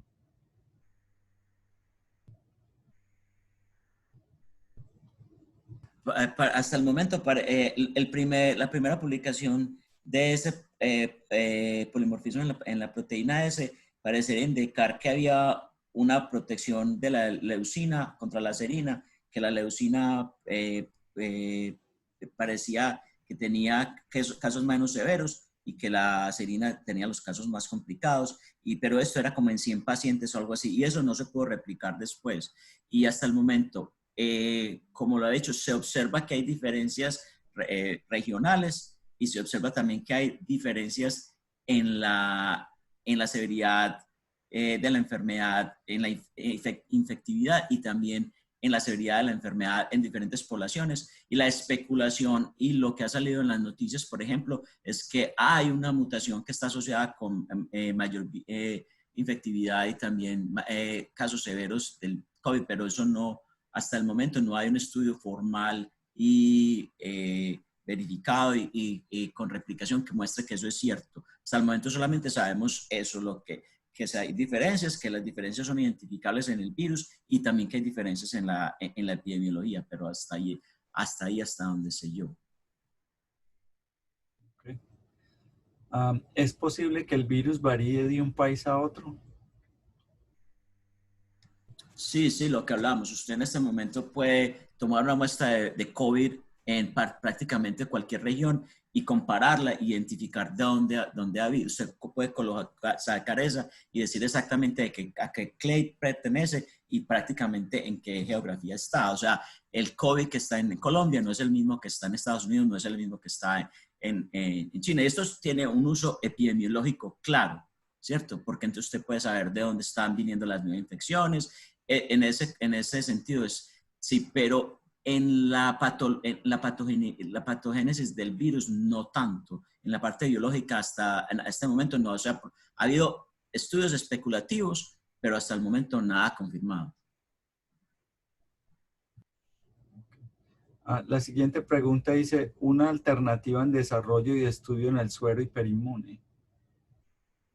No sé qué. Eso es básicamente pues otra forma de que podríamos llamar al plasma convaleciente o un suero en el que hayamos concentrado un poco los anticuerpos y se lo administremos a los individuos. Básicamente ya hay anticuerpos que neutralicen el virus. La otra pregunta dice, ¿por qué si la frecuencia del grupo O es alta en poblaciones amerindias o indígenas, se ha observado alta infección y mortalidad en estos grupos, específicamente en Colombia, e incluso en grupos derivados como los latinos en Estados Unidos y en el resto de América? Sí, yo hablé un poco de eso ya antes, en que puede ser que haya un factor protector, pero entonces combinado con otros factores que son de riesgo y los de riesgo entonces ayudan a que estas personas en total tengan riesgo más que protección. ¿Existen personas que sean inmunes a este virus? Es posible, todo es posible, pero que sepamos, no. Yo creo que tal vez esto quiere decir como, por ejemplo, en el caso del Delta 32 del CCR5, ¿cierto? Con el HIV, en el que estas personas no se infectan con HIV1 para nada, simplemente no se infectan. Exacto. Y hay algo así que pasa en COVID, hasta el momento no sabemos. Y también porque como de HIV tenemos pocos casos de manera relativa, pero en COVID tenemos tantos casos tan rápido y no se ha observado, yo creo que las posibilidades de que en realidad haya algo así son bajas, pero no se sabe. O sea, como dice Federico, puede ser, todo es posible. ¿Existe alguna evidencia de reacción cruzada con el virus N1H1? Que yo sepa, no. Y de hecho, pues no son antigénicamente parecidos, así que yo diría que no habría reactividad cruzada.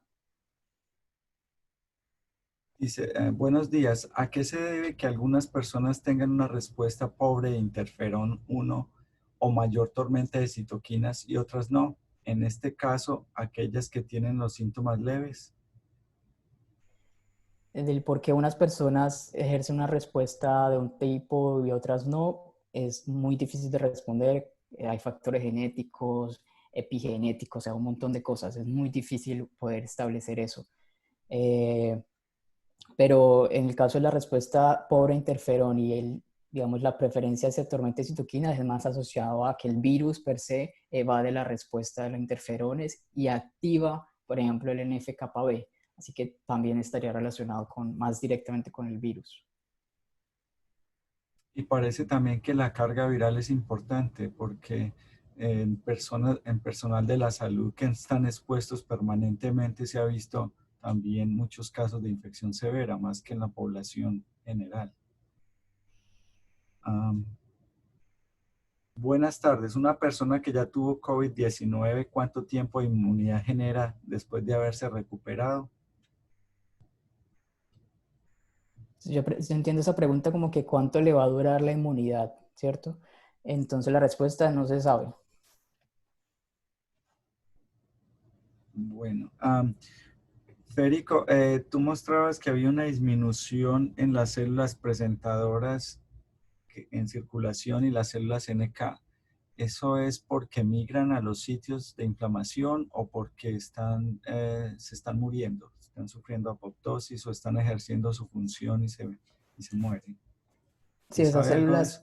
esas células, entonces el principal hallazgo es que están disminuidas. Por ejemplo, las NK, las dendríticas plasmocitoides están disminuidas en circulación, entonces los mecanismos puede ser o que estén migrando al pulmón, puede que estén muriendo también, pero yo diría que más que nada es migración, de un secuestramiento al pulmón. Pero además de que están disminuidas, de que están migrando, hay diversos mecanismos también que están suprimiendo su función. En el caso de los plasmocitoides, pues como hablamos de la evasión de los interferones. En el caso de las NK, las citoquinas inflamatorias como IL-6 y TNF inhiben la función de las NK. Así que pues es un mecanismo también de disfunción.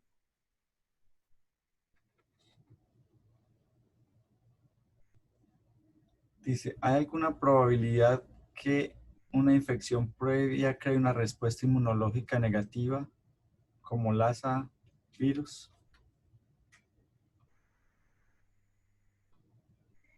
Eso es justamente todo el proceso que hablamos del pecado antigénico original y la amplificación dependiente de anticuerpos. Pero para que esto ocurra, realmente tiene que haber ocurrido es una infección previa con un virus antigénicamente relacionado. Por ejemplo, los coronavirus, por ejemplo, los flavivirus. Eso es típico en dengue, por ejemplo, que una infección previa con un otro serotipo, en la infección con un nuevo serotipo predispone a infección severa. Así que el punto es que tiene que haber una similitud antigénica entre los virus. Para algunas enfermedades, otras enfermedades virales, por ejemplo, Lassa, en el caso de Lassa o en el caso del CMV, se ha visto que esa inhibición en las células presentadoras de antígeno inicial ocasionan un defecto en la respuesta inmune, principalmente en las células CD4. ¿Hay algún reporte de eso en SARS-CoV-2? Se ha visto que los linfocitos T expresan receptores inhibitorios como PD1, CTLA4, TIM3, que pues son inhibitorios, es decir, bloquean la función de estas células.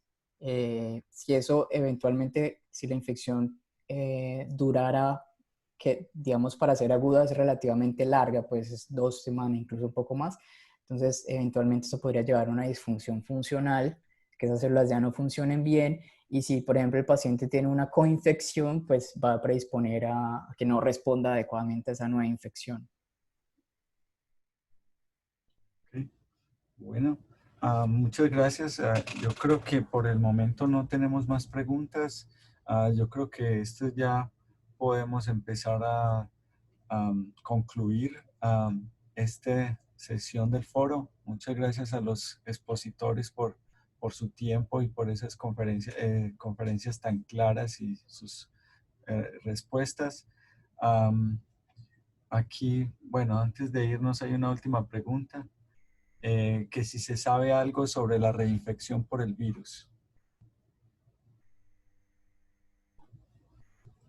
Que en lo que he leído no ha habido reinfección por SARS-CoV-2.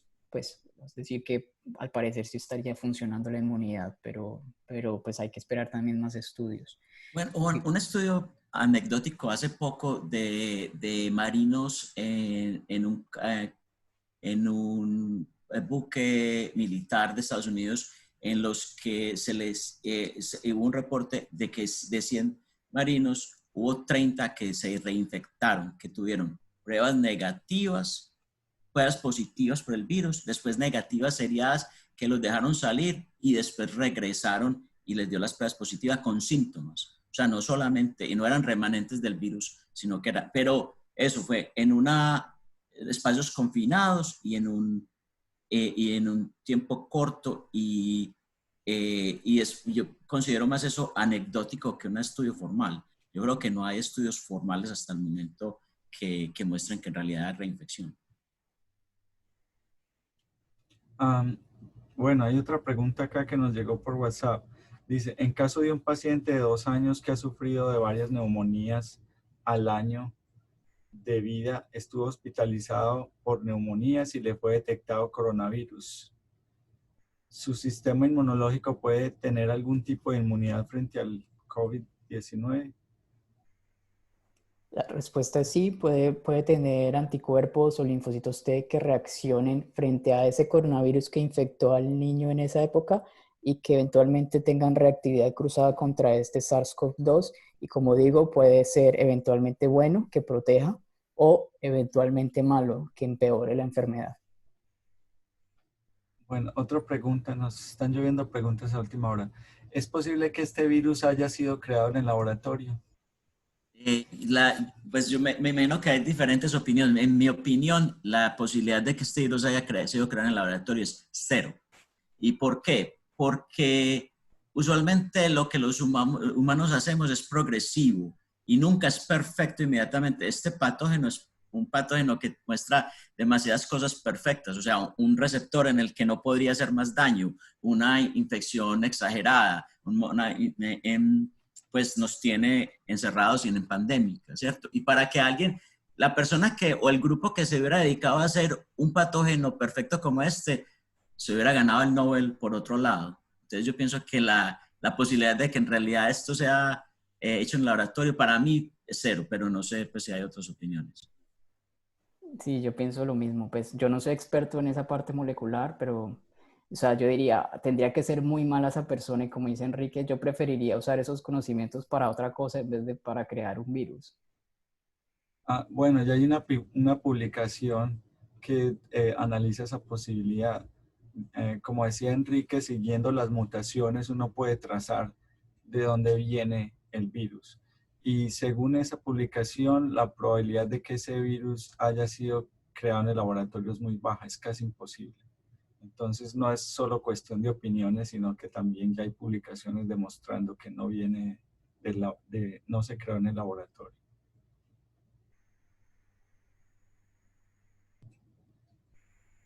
Bueno, entonces concluyamos ya esta sesión. Enrique, ¿tiene algún comentario para concluir? Solamente gracias a los organizadores y gracias por permitirme presentar esos pequeños comentarios y por las preguntas a las personas que vinieron a observar la presentación. Gracias a todos. Federico. Sí, de nuevo, muchas gracias. Aprendí muchísimo pues leyendo esto sobre esta infección. Y nada, un saludo a todos allá en Colombia. Bueno, muchas gracias a ustedes por su tiempo nuevamente, por su disposición a responder las preguntas, a preparar el tema. También queremos darle las gracias a la Escuela de Microbiología y a la Facultad Nacional de Salud Pública Héctor Abad Gómez, ambas de la Universidad de Antioquia, a la Dirección de Comunicaciones de la Universidad de Antioquia, al comité organizador.